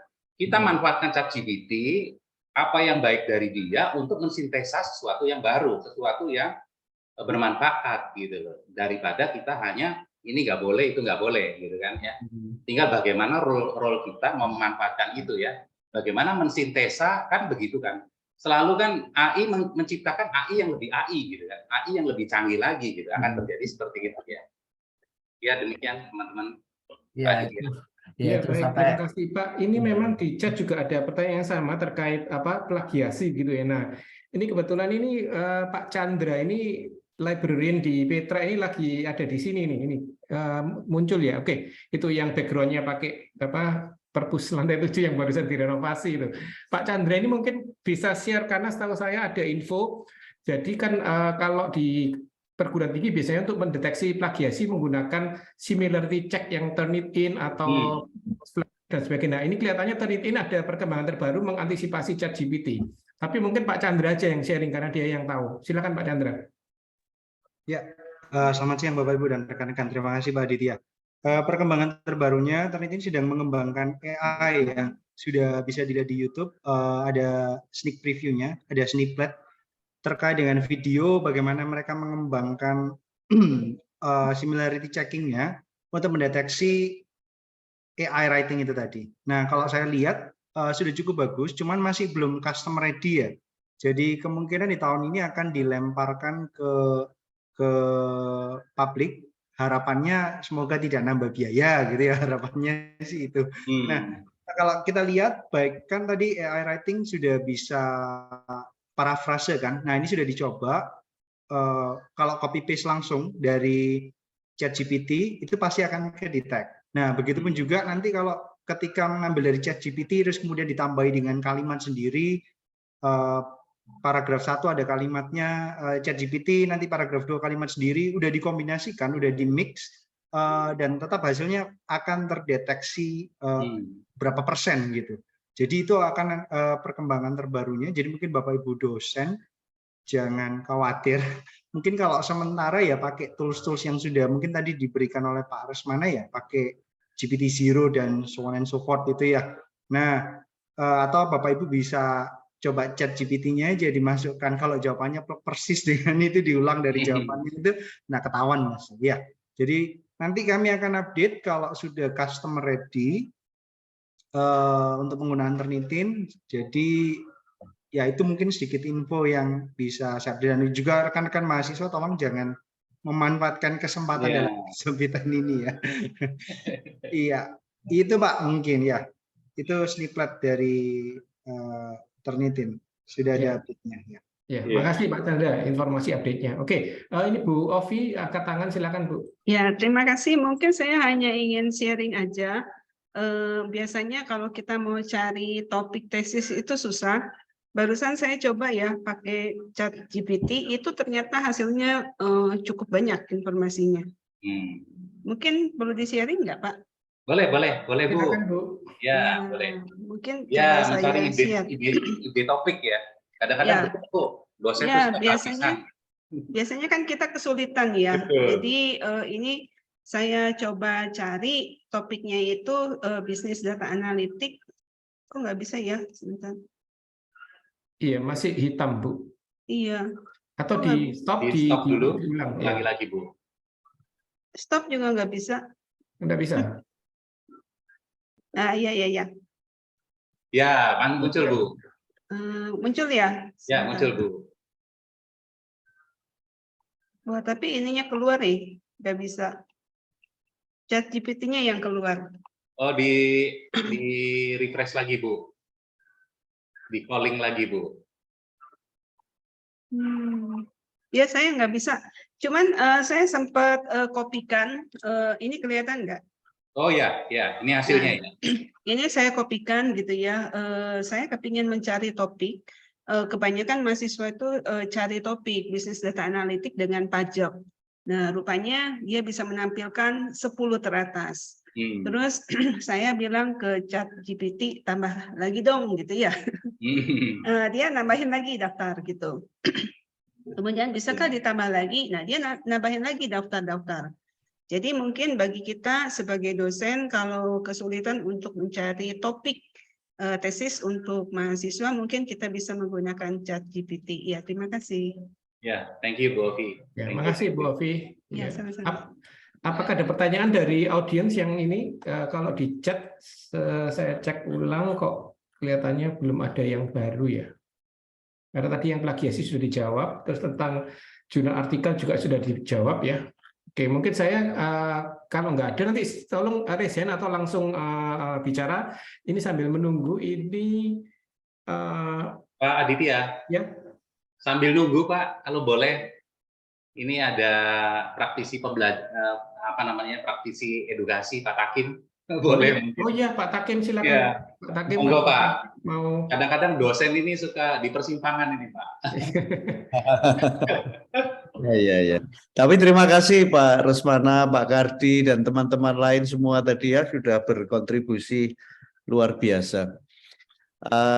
Saya kalau kita flashback begitu ya, walaupun tidak sedahsyat sekarang, ketika kita mulai mengenal komputer ya cara bekerja kita ya berbeda kan begitu toh. Jadi kalau sekarang ada temuan seperti ini ya paradigma kita yang harus berubah. Nah ini tantangan besar memang buat dosen. Ya kita harus meninggalkan zona nyaman kita dan harus mencari hal-hal yang terobosan baru. Nah, yang penting adalah kita sebetulnya mendidik atau mengajar itu tujuannya apa toh gitu. Itu yang paling penting ya.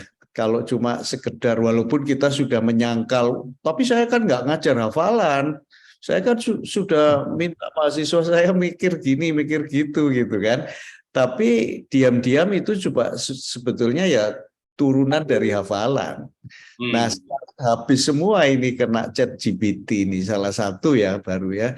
Walaupun mungkin aja ada antidotnya tadi ya dicek segala macam, tapi namanya orang yang dalam tanda kutip maling ya pinter aja gitu kan. Tapi kembali pada tujuan menurut saya. Tujuannya apa sih kita mendidik itu? Nah, rupanya ini yang perlu didefinisikan ulang. Jadi kalau kita sudah bisa menemukan itu dan masing-masing punya definisi ya, pendidikan Kristen misalnya itu juga punya definisi sendiri. Nah lalu yang kedua yang lebih penting adalah kita kan bukan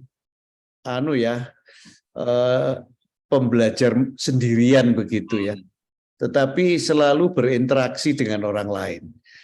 Nah itu harus dimanfaatkan jadi seperti cooperative learning begitu-begitu itu yang jadi menarik. Lalu yang tadi Pak Resmana sudah singgung project based learning, sesuatu yang real, membuat sesuatu bukan sekedar studi literatur gitu. Nah studi literaturnya diberi bobot kecil saja gitu. Tetapi yang lebih nyata adalah apa yang bisa kamu lakukan misalnya untuk masyarakat, untuk mengimprove sebuah sistem. Itu kan sangat kontekstual ya, dalam arti dia harus mempelajari sistem yang ada, dia harus muncul satu sistem baru sesuai konteks itu. Menurut saya itu nggak bisa tanya ChatGPT sedetil apapun, yang ngawur dia jawabannya gitu kan. Dan harus dibuktikan bahwa sistem itu jalan misalnya. Hal seperti itu rasanya akan menjadi tren di masa depan gitu. Ya, mulai dari pendidikan dasar harus dibiasakan seperti itu. Jadi selalu harus melihat ini masalahnya apa sih?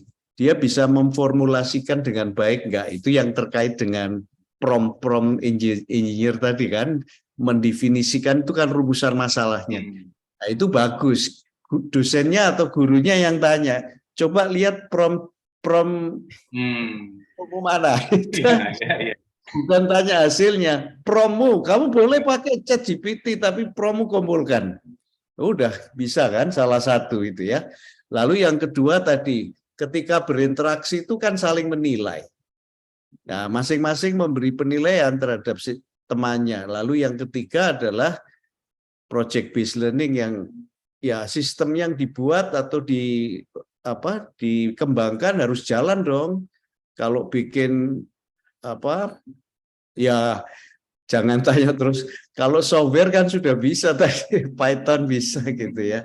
Ya mungkin saja, tetapi kan ide-ide yang lebih kontekstual itu tidak mudah menurut saya. Itu saja sih yang sementara saya terpikir, mungkin juga ada teman-teman lain di sini. Terima kasih. Ya, terima kasih Pak. Terima kasih Pak Takim. Ya, itu juga di satu artikel yang saya baca juga bagaimana meminimalkan supaya hasilnya itu bukan, misalnya hasil esainya itu bukan dari ChatGPT, adalah ya memang harus dosen interaksi dengan mahasiswa, diminta outline-nya mana, kemudian diskusi dan sebagainya. Kalau seperti itu kan nggak mungkin, hanya copy paste saja. Kalau tanpa ada interaksi itu memang sangat mungkin mahasiswanya tinggal copy paste, tapi begitu ada konsultasi berkali-kali dengan dosen, dosen akan bisa tahu bahwa oh memang ini hasil pemikirannya. Iya, terima kasih Pak Takim. Pak Res, ini ada yang bertanya di chat. Ya. Apa perbedaan spesifik antara ChatGPT ini dengan AI lain seperti Google Assistant, Alexa, Cortana, dan Siri?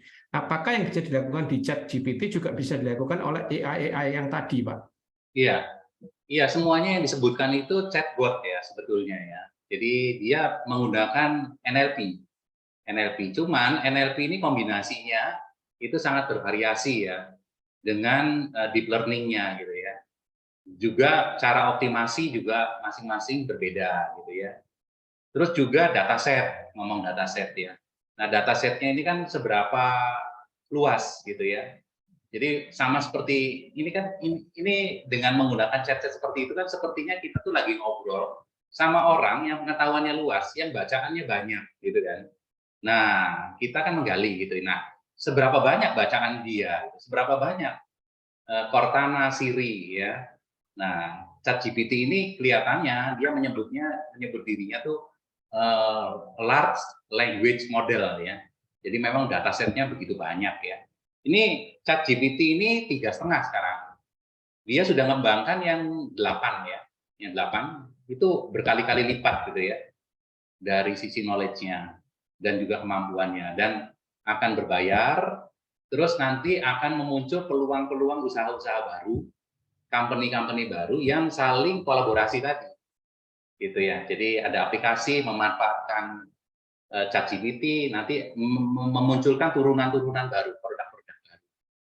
Ya betul, seperti Pak Takim, thank you Pak pencerahannya. Paling tidak kita ini ya, kita manfaatkan untuk mengenerate sesuatu yang lebih valuable ya, dengan proyek-proyek nyata. Itu tantangan buat kami. Ya, Pak Res, ini ada pertanyaan di form pendaftaran. Ini dari Pak Yekonia Yoel dari Sekolah Kristen IPK ini. Terkait masih chatbot juga, tapi mungkin bisa diperluas dengan ChatGPT ya. Apakah AI ini bisa menjawab pertanyaan berkaitan dengan etika? Nah, ini pertanyaannya dalam. Iya. Kelihatannya kalau itu hanya sebuah konsep gitu ya. Konsep di mana konsepnya itu detail dan itu memang sumber datasetnya itu ada, ya sebatas dia mengerti itu gitu ya. Tapi apa namanya, kebijaksanaan yang di atas itu, saya kira kok belum sampai sana ya. Ya. Bagaimana kebijaksanaan itu ya? Itu Jadi yang berat ya. tergantung datasetnya yang dia pakai untuk training ya. Iya, betul. Oke, ya. Nah, ini ada satu lagi pertanyaan dari Pak Dr. Darsimar dari Kita Hati ini. Ini saya memfrasakan kembali ya, nggak persis pertanyaan seperti itu, tapi saya buat lebih luas. Apakah sekolah perguruan tinggi itu perlu sampai punya semacam kebijakan terkait penggunaan ChatGPT atau AI seperti ini, Pak? Karena saya juga baca di Amerika ada district school yang sudah sama sekali di-ban, nggak boleh pakai. Tapi ada juga yang justru ini melihat kesempatan ini untuk melihat sebagai peluang gitu, justru mau dimanfaatkan. Nah, menurut Pak Resmana gimana? Apakah harus sampai mengeluarkan kebijakan gitu? Kalau saya sih cenderung memanfaatkan, memunculkan peluang-peluang baru, ya, memunculkan ilmu pengetahuan baru, sesuatu inovasi baru saya kira. Karena kalau kita bendung-bendung nanti muncul-muncul lagi kok yang lebih dahsyat dari ini. Ini hanya permulaan saja ini saya kira. Dan nanti akan lebih dahsyat lagi ya. Apalagi itu sudah tertanam misalkan. Elon Musk itu kan bikin yang Neuralink ya. Di mana sudah tertanam ya, embedded di tubuh dan lain sebagainya. Itu wah, luar biasa sekali ya. Jadi paling tidak kita tidak main larang-larang lah. Saya kurang setuju ya. Tapi bagaimana sih kita adapt terhadap ini ya, saya kira. Baik, mungkin Pak Takim bisa offer your wisdom, misalnya kalau ada kebijakan pun yang tidak melarang, tapi apakah perlu ada kebijakan semacam itu, gitu Pak? Ya, ini sama seperti sekolah melarang anak bawa kalkulator ya. Kalau menurut saya setuju dengan Pak Resmana ya, jangan dilakukan seperti itu. Percuma kita sia-sia melakukan itu. Jadi ya coba dicari caranya bagaimana. Ini adalah perubahan pola pikir gitu. Dalam kehidupan nyata nanti mereka akan bertemu juga gitu kan. Jadi bagaimana kita menyiapkan misalnya seorang sarjana bidang apapun yang nanti ketika praktek ya jangan tanya ChatGPT terus dong. Lah kalau jadi dokter kemudian tanya ChatGPT apa? Gimana bayangin tuh. Jadi ada hal-hal lain yang menurut saya tetap human touch itu ya, human factor-nya itu masih sangat tinggi. Itu yang perlu dicari bersama-sama. Jadi dari alih-alih kita melarang, lebih baik kita merangkul lah. Sambil kita pikirkan cara yang terbaik. Ya itu aja sih, belum tahu juga bagaimana. Ya baik-baik. Ya. Ada juga yang menarik di form pendaftaran itu, ada yang mendaftarkan, dan saya juga sempat membaca juga, memang ada beberapa berita bahwa ada yang sudah menggunakan ChatGPT untuk lulus ini kayak semacam ujian medical license gitu loh, atau ujian hukum bar exam gitu ya, atau juga ada yang MBA gitu. Meskipun nilainya itu cuman B- atau B gitu, tapi bisa lulus pakai ChatGPT. Nah, ini cukup menarik. Nah, kira-kira antisipasinya ada ini nggak tips lain Pak Resmana? Ini ada yang nanya baik untuk akademik maupun profesional. Jadi nggak hanya untuk masalah siswa dan mahasiswa di kampus, tapi di bidang pekerjaan Pak, bagaimana? Iya. Ya memang menurut saya kemampuan personal itu kan tetap ultimate ya. Kita kalau lagi interaksi gini kan nggak sempat baca-baca, nggak sempat apa gitu kan ya. Ketika bermain-main ChatGPT kan itu waktu yang lain ya. Tapi ketika kita interaksi kan itu intrinsiknya saya gitu ya. Memang bawaannya saya, bawaannya Pak Takim memang begini gitu kan. Nah yang kayak gitu mungkin perlu dilatih, nggak perlu pakai teknologi gitu kan ya. Makanya Pak Takim tadi, ayo interaksi, mungkin kita debat gitu kan. Kita challenge ya, kamu presentasi kemudian di challenge dengan pertanyaan-pertanyaan yang luar biasa. Itu kan ketika kita men-challenge itu kan kita melakukan prompt sebetulnya kan, kayak Najwa Shihab gitu kan. Orang kalau diwawancarai dia itu bisa sampai semuanya keluar gitu kan. Itu artinya apa? Prompt-nya itu tepat gitu kan, lempar-lemparnya. Nah Yang kemampuan-kemampuan seperti itu, saya kira dengan tatap muka, dengan apa namanya, secara personal diajak ngobrol, ketika diskus itu kelihatan, nah itu mungkin harus banyak yang seperti itunya ya, saya kira ya. Ini kan dengan teknologi kan kayak orang tuh dimudahkan, semuanya hanya online, semuanya hanya lewat web based assessment-nya itu ya semuanya. Nah itu kan kita kehilangan kan, kehilangan sentuhan-sentuhan gitu ya. Ini yang saya kira kok perlu ya, perlu balik lagi kata Renat Kasali kan, kita ke universe jangan ke metaverse gitu. Universe saja ya seperti beginilah gitu. Baik, makasih. Terus ini pertanyaan berikutnya ini mungkin agak teknis Pak, terkait ini kan kenapa dataset yang dipakai untuk ChatGPT untuk training itu kan dibatasi sampai 2021 ya. Apakah karena mau diluncurkan untuk uji coba dulu? Karena saya juga coba, saya chat prompt-nya itu saya minta ChatGPT untuk menjelaskan akar masalah perang Rusia Ukraine. Nah, dia jawabnya itu adalah perang yang tahun 2014 karena dia yang 2022 nggak ada. Saya beritahu loh, kalau Rusia menyerang Kiev tahun 2022 bagaimana? Dia bilang, oh data saya hanya sampai 21. Kira-kira ada tahu nggak kira-kira kenapa kok dibatasi tahun 2021? Iya, saya kira ini salah satu strategi bisnisnya dia juga ya, supaya ketika versi berbayar itu muncul, ini ada perbedaan yang luar biasa. Ada signifikansi yang memang berubah ya, terutama dari datasetnya lebih baru, bisa aja lebih banyak gitu ya. Itu nanti supaya inilah mulus dia ketika diberi incip-incip berbayar. gitu ya Pak ya. Kemudian nanti yang berbayar lebih powerful. Oke, nah ada pertanyaan juga dari Pak Nyoman dari Petra ini TI tentang apakah sekolah, kampus itu atau bahkan mungkin dunia bisnis perlu mempersiapkan, ada yang perlu dipersiapkan infrastrukturnya Pak untuk ya meresponi ini penggunaan ChatGPT ini.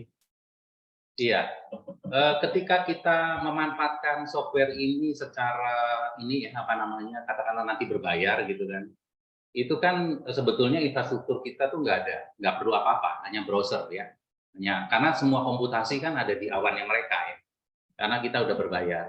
Nah, yang perlu kita pikirkan adalah misalkan kita punya model-model komputasi juga di on-premise, makanya di PT IKA juga lagi ngadain mesin ya. Untuk itu, di mana kita sendiri mendevelop metode-metode AI gitu, dengan dataset kita sendiri. Misalkan kita pikirkan tuh semua aturannya institusi ini dikumpulkan, katakanlah kurikulumnya, SK-SK, semuanya dikumpulkan aturan-aturan, sehingga ini menjadi semacam ChatGPT lokal gitu loh, untuk keperluan institusi, semua bisa ditanya di situ ya, memudahkan. Terus juga mungkin kita kan punya banyak hal arahnya juga memanfaatkan AI ya nanti ya. Mungkin punya kedokteran, nah kedokterannya juga medical kan, medical tech kan, ada tech-nya. Nah tech-nya ini kan arahnya ke AI. Jadi sepertinya punya sarana komputasi mesin seperti itu tidak harus sih kelihatannya. Ya. Kita tahun ini mencoba dengan yang kelas menengah dulu. Oke. Ini ada Bu Monica ini sharing di chat, kebetulan ada peserta dokter di sini dan sudah mencoba bertanya mengenai analisa bidang medis. Ternyata dijawab untuk bidang medis harus menganalisa kondisi kesehatan langsung dari si pasien. ChatGPT tidak memiliki kemampuan untuk menjawab hal tersebut. Bu Mon mungkin bisa menambah sedikit Bu Mon sharingnya. Halo, selamat malam. Sore Bu Mon. Ya, tertarik aja. Kebetulan anak menantu saya ada di sini juga. Dan dia mencoba-coba, ternyata dikirim ke saya jawaban ChatGPT-nya, begitu, karena we are not on the same place. Jadi dia bilang, kalau tanya tentang itu, kalau mungkin guideline konsep ada ya. Tetapi kalau sakit ini diapakan gitu ya, kayaknya nggak bisa tetap. Jadi yang tadi Pak Takin bilang itu, human touch-nya itu tetap harus ada, dan kalau itu kita ngikutin ChatGPT betul juga itu analisa diagnosanya terus bagaimana gitu kan, padahal itu setiap orang pasti beda kondisinya. Mungkin itu Pak, cuman mau sharing sedikit itu aja, kekhawatiran itu. Iya, memang kadang ada bahayanya juga kalau digunakan untuk self medication gitu ya. Jadi That's it, betul. nah, Bahaya, ya. tanpa keahlian Bahaya. dokter bisa keliru makan obat nanti gitu. Itu betul. Ya, Ya baik, ada Pak Bambang terima ini. kasih. Ya, makasih Bu Mon. Pak Bambang ini dari School of Business and Management di Petra. Bagaimana pendapat Pak Ras jika banyak orang memanfaatkan ChatGPT ini untuk mencari sertifikasi nasional atau internasional yang umumnya sifat ujiannya online? Iya, biasanya sertifikasi yang nasional maupun internasional itu dilakukan di testing center yang certified. Nah, saya sudah mengikuti beberapa kali yang certified, itu memang environment-nya itu steril, jadi kita nggak boleh bawa apa-apa, dan yang kita hadapi itu adalah benar-benar soalnya dia sendiri. Jadi tidak mungkin ada kesempatan untuk tanya ke sana-sini, baik online maupun apapun, gitu ya. Asal tesnya ini memang di certified ya, itu kan kayak Prometrics gitu ya, itu kan sertifikasi kan banyak di sana ya, gitu ya. Baik, ini Pak Gilang, angkat tangan, silakan Pak Gilang. Iya, terima kasih. Sorry, Ibu ya, maaf Bu. It's okay. Terima kasih Pak Panitia ya dan Pak Rosmana. Saya tadi dari awal mengikuti dan sampai coba-coba juga ya. Ini acara keren banget nih. Perkenalkan dulu Bapak Ibu, saya Ibu Gilang Yubiliana, saya staf pengajar di Fakultas Kedokteran Gigi Universitas Padjadjaran. Nah, salam kenal Bu. Salam kenal ya. Ini menarik sekali karena challenge banget ya, apalagi buat kita sebagai pengajar di ranah yang hanya mengasah pengetahuan saja mungkin ya. Tapi karena saya di bidang kedokteran gigi yang lebih mengeksplor how we can student di psikomotor, mungkin challenge-nya adalah bukan ditakuti mungkin ya Pak ya. Mungkin kita tadi saya menarik sekali yang Pak Resmana katakan assessment-nya ya, assessment pada student-nya mungkin kita harus menjadi dikonstruksi dengan tadi project based dan lain sebagainya ya. Tadi juga saya baru nyoba ini gimana kalau masalah gigi gitu ya, ternyata tidak dalam waktu sebentar ini udah keluar semua, saya jadi kaget sendiri. Jadi nanti banyak sekali tiba-tiba yang tadi tantangannya yang bisa jadi mungkin tesis, skripsi, disertasi juga bisa dibikin pakai ini gitu ya. Nah, tadi mohon diulangi lagi Pak, tadi pernyataan siapa tadi, saya mohon maaf tadi agak tidak fokus. Yang men-challenge pemikiran mungkinnya lebih banyak interaksi diskusi. Kalau di kedokteran atau kedokteran gigi adalah bentuknya kan kelas tutorial ya, lalu sehingga kami pun harus rada merekonstruksi ini strategi pembelajarannya di semester depan, karena ini hadirnya di bulan Januari. Februari tanggal 20 kebetulan kelas saya akan running, saya jadi rada gimana ya, jiper juga gitu ya. Itu yang pertama ya, saya mohon pencerahan dari Bapak Ibu dosen yang pasti sudah malang melintang ya asam garam, karena saya juga masih baru sebagai pengajar ya. Itu yang pertama. Lalu yang berikutnya adalah strategi apa yang harus dikembangkan untuk West Atlant kita kan sekarang membangun proses pendidikan karakter base ya, karakter di perguruan tinggi. Nah, dengan hadirnya ChatGPT ini saya jadi tantangan juga nih ke depan. Apakah ada dari Unpad mungkin di sini ya? Kami di Unpad juga ada mungkin pemerhati bidang higher education, Prof. Tarkus Suganda. Beliau adalah salah satu guru besar di Universitas Padjadjaran yang sudah isu ini sudah pernah beliau sampaikan gitu ya, ChatGPT ini. Semoga di Unpad juga segera dibikin langkah strategi apa yang harus dilakukan. Mungkin teman-teman di sini staf pengajar dosen bisa sharing kepada kami apa sih yang harus dilakukan gitu ya, tapi udah nggak bisa diumpetin gitu ya, karena sudah ada di Google semua gitu ya. Itu yang berikutnya mungkin tadi masalah mengkritisi masalah karakter base ya. Karakter, karena kan bukan hanya menghasilkan lulusan. Kalau hasilkan lulusan dia bisa, ya kasih aja Google dan ChatGPT gitu ya. Mohon sharingnya Bapak Ibu dosen. Terima kasih. Terima kasih Bu Gilang. Ini the fact bahwa Bu Gilang ini jadi banyak berefleksi, ini berarti dosen yang baik ini Bu, karena istilahnya benar-benar melihat ini sebagai peluang dan sekaligus juga ada tantangannya begitu. Khawatirnya kalau dosen itu kemudian enggak, ya udah tetap aja dengan yang lama, itu yang justru dikhawatirkan gitu. Nah, tadi mungkin yang dimaksud sharing itu mungkin dari Pak Takim, mungkin Pak Takim bisa memberikan ini, dan juga mungkin dari Bu Christine. Bu Christine ini karena sempat sharing di chat ya terkait pendidikan karakter kalau nggak salah. Silakan Pak Takim dulu mungkin. Ya, terima kasih Bu Gilang, luar biasa ini ya. Tantangan buat kita semua, Bu. Jadi sekilas terpikir bahwa selain interaksi juga simulasi sesuai dengan konteks permasalahan yang muncul itu tidak akan mudah ditanyakan dengan mesin begini ya.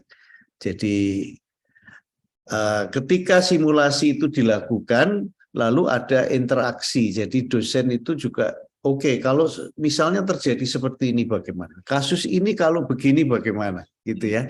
Dan itu kalau bersama-sama satu kelompok, maka teman yang lain juga bisa prompt pada saat itu.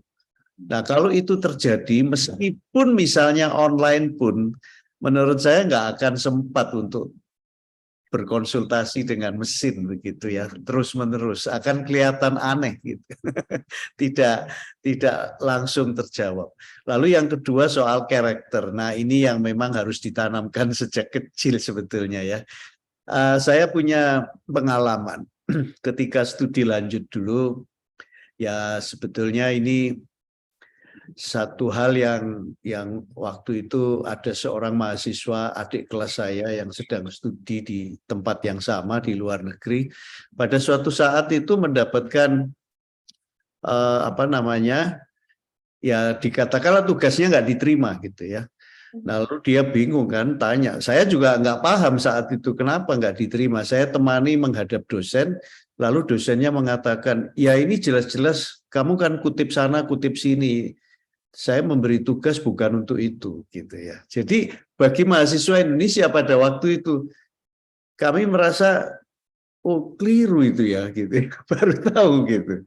Nah, jadi itu yang sebetulnya harus ditanamkan sejak kecil. Lalu kalau dibandingkan dengan teman-teman dari negara itu, mereka itu mengatakan, loh, saya rugi dong kalau melakukan itu. Saya datang ke sini tuh saya mau bisa kok, saya mau belajar. Kenapa saya harus cheating begitu? Dia malah nggak ngerti bagaimana mahasiswa Indonesia itu hebat di situ. Ini sesuatu yang memalukan sebetulnya ya. Tapi itulah. Jadi ini yang harus ditanamkan, tidak bisa dicegah-cegah hanya dilarang ini, dilarang itu. Memang harus ditanamkan, saya ini tujuannya mau apa. Kalau itu cita-cita saya, misalnya tadi saya ingin menjadi seorang dokter gigi yang mampu memberikan kontribusi saya secara optimal bagi masyarakat dengan kasus yang macam-macam, saya akan mampu, saya akan belajar. Saya tidak mau melakukan itu, hanya sekedar jadi dokter gigi, mohon maaf, dokter gigi ChatGPT. Ya itu saja dari saya, terima kasih. Terima kasih Pak Takim. Bu Christine, apakah bersedia menambahkan kalau masih ada di sini? Enggak Pak, cukup. Enggak. Terima Oh, ya, kasih. cukup Terima ya. kasih Pak Takim, lama nggak ketemu. Salam Pak. Ya, ini jadi forum reuni ini dengan Pak Takim dan rekan-rekan. Oke, baik, mungkin ini yang sekedar masukan ini dari Pak Chandra ini dari Fitra Library ini bahwa sebentar ini jika ada pertanyaan dan jawaban dalam bentuk poin-poin, jadi bukan paragraf ya, maka lebih susah terdeteksi oleh GPT-0. Nah, atau AI writing check. Jadi GPT-0 and AI writing check itu nanti bisa dicari di Google. Itu adalah untuk mendeteksi, membantu. Kalau tadi Pak Chandra sharing tentang Turnitin untuk mendeteksi similarity check itu kan berbayar biasanya. Nah, ada yang gratisan untuk GPT-0 ini juga namanya GPT-0. Itu kita tinggal copy paste teksnya, kemudian dia nanti bisa mendeteksi caranya mendeteksi itu dia menggunakan, yang saya baca itu menggunakan 2 kriteria, yaitu perplexity dan burstiness kalau nggak salah. Nanti bisa dibaca. Jadi apakah menggunakan kata-kata yang biasa dipakai oleh AI, mesin AI atau enggak. Burstiness itu panjang kalimatnya, kalau itu dibuat oleh AI cenderung relatif sama, sedangkan kalau manusia itu bervariasi, kadang kalimatnya pendek atau jadi panjang dan sebagainya. Itu yang dia pakai kriterianya oleh GPT-0. Jadi GPT-0 dan AI Writing Check ada di chat, silakan kalau yang nanti berminat bisa cari di Google, dan itu gratisan. Nah, mungkin karena waktu ya rekan-rekan sudah 1 menit lebih, ini mungkin pertanyaan terakhir ini dari Pak Richard. Tentang GPT yang saat ini ChatGPT yang mendominasi kan AI. Padahal tentunya ada Google ini sudah ketakutan karena ChatGPT, karena dengan adanya ChatGPT orang nggak lagi ke Google, nggak lagi search kan, itu bisnis modelnya terancam, bisnis model yang berupa advertisement base itu jadi terancam dia. Kemudian Microsoft sudah menyuntik dana ke ChatGPT ini. Nah, bagaimana ke depannya dengan prospeknya AI yang lainnya, Pak, oleh yang besar-besar ini, Google, Meta, dan yang lain. Itu, Pak, silakan Pak Res. Iya, kelihatannya kok bakalannya modelnya kolaborasi ya. Jadi kayak perusahaan A menggunakan servis perusahaan B, gitu. Nah, kelihatannya ChatGPT ini tidak hanya bisnis customer ya, dia juga modelnya bisnis to bisnis gitu kayak. Jadi dipakai oleh aplikasi lain yang memanfaatkan itu kan seperti itu ya bakalannya kelihatannya. Itu contohnya Microsoft itu kan menggelontorkan investasi ke ChatGPT ya. Itu supaya mengimprove produk-produknya si Microsoft gitu ya. Kalau Google kan punya sendiri ya. Itu kan Sundar Pichai, CEO-nya kan setelah ChatGPT muncul kan dia meeting dan mulai ketar-ketir ya. Sebetulnya Google udah punya, tapi dia nggak launch gitu ya. Jadi merasa nyaman dengan yang sebelumnya gitu. Tapi dengan konteks hari ini kayaknya mereka akan memunculkan versi-versi mereka gitu ya. Gitu. Cuman memang ini nanti tantangannya itu secara etiknya ya, secara etiknya. Ini apakah nanti justru pengetahuan yang ditanam di mesin ini terdistorsi oleh kepentingan bisnis gitu kan. Seperti misalkan Google Search itu kan kelihatan tuh ya, yang berbayar itu kan ada di atas gitu ya. Nah, ini juga secara etik seperti apa itu yang menjadi tantangan. Ya, demikian Pak Ditya. Baik, terima kasih Pak Resmana. Rekan-rekan, karena waktu juga saya harus mengakhiri acara ini. Sekali lagi terima kasih Pak Resmana untuk pemaparannya, Pak Kardi tadi yang juga sempat mendemokan tentang prompt engine.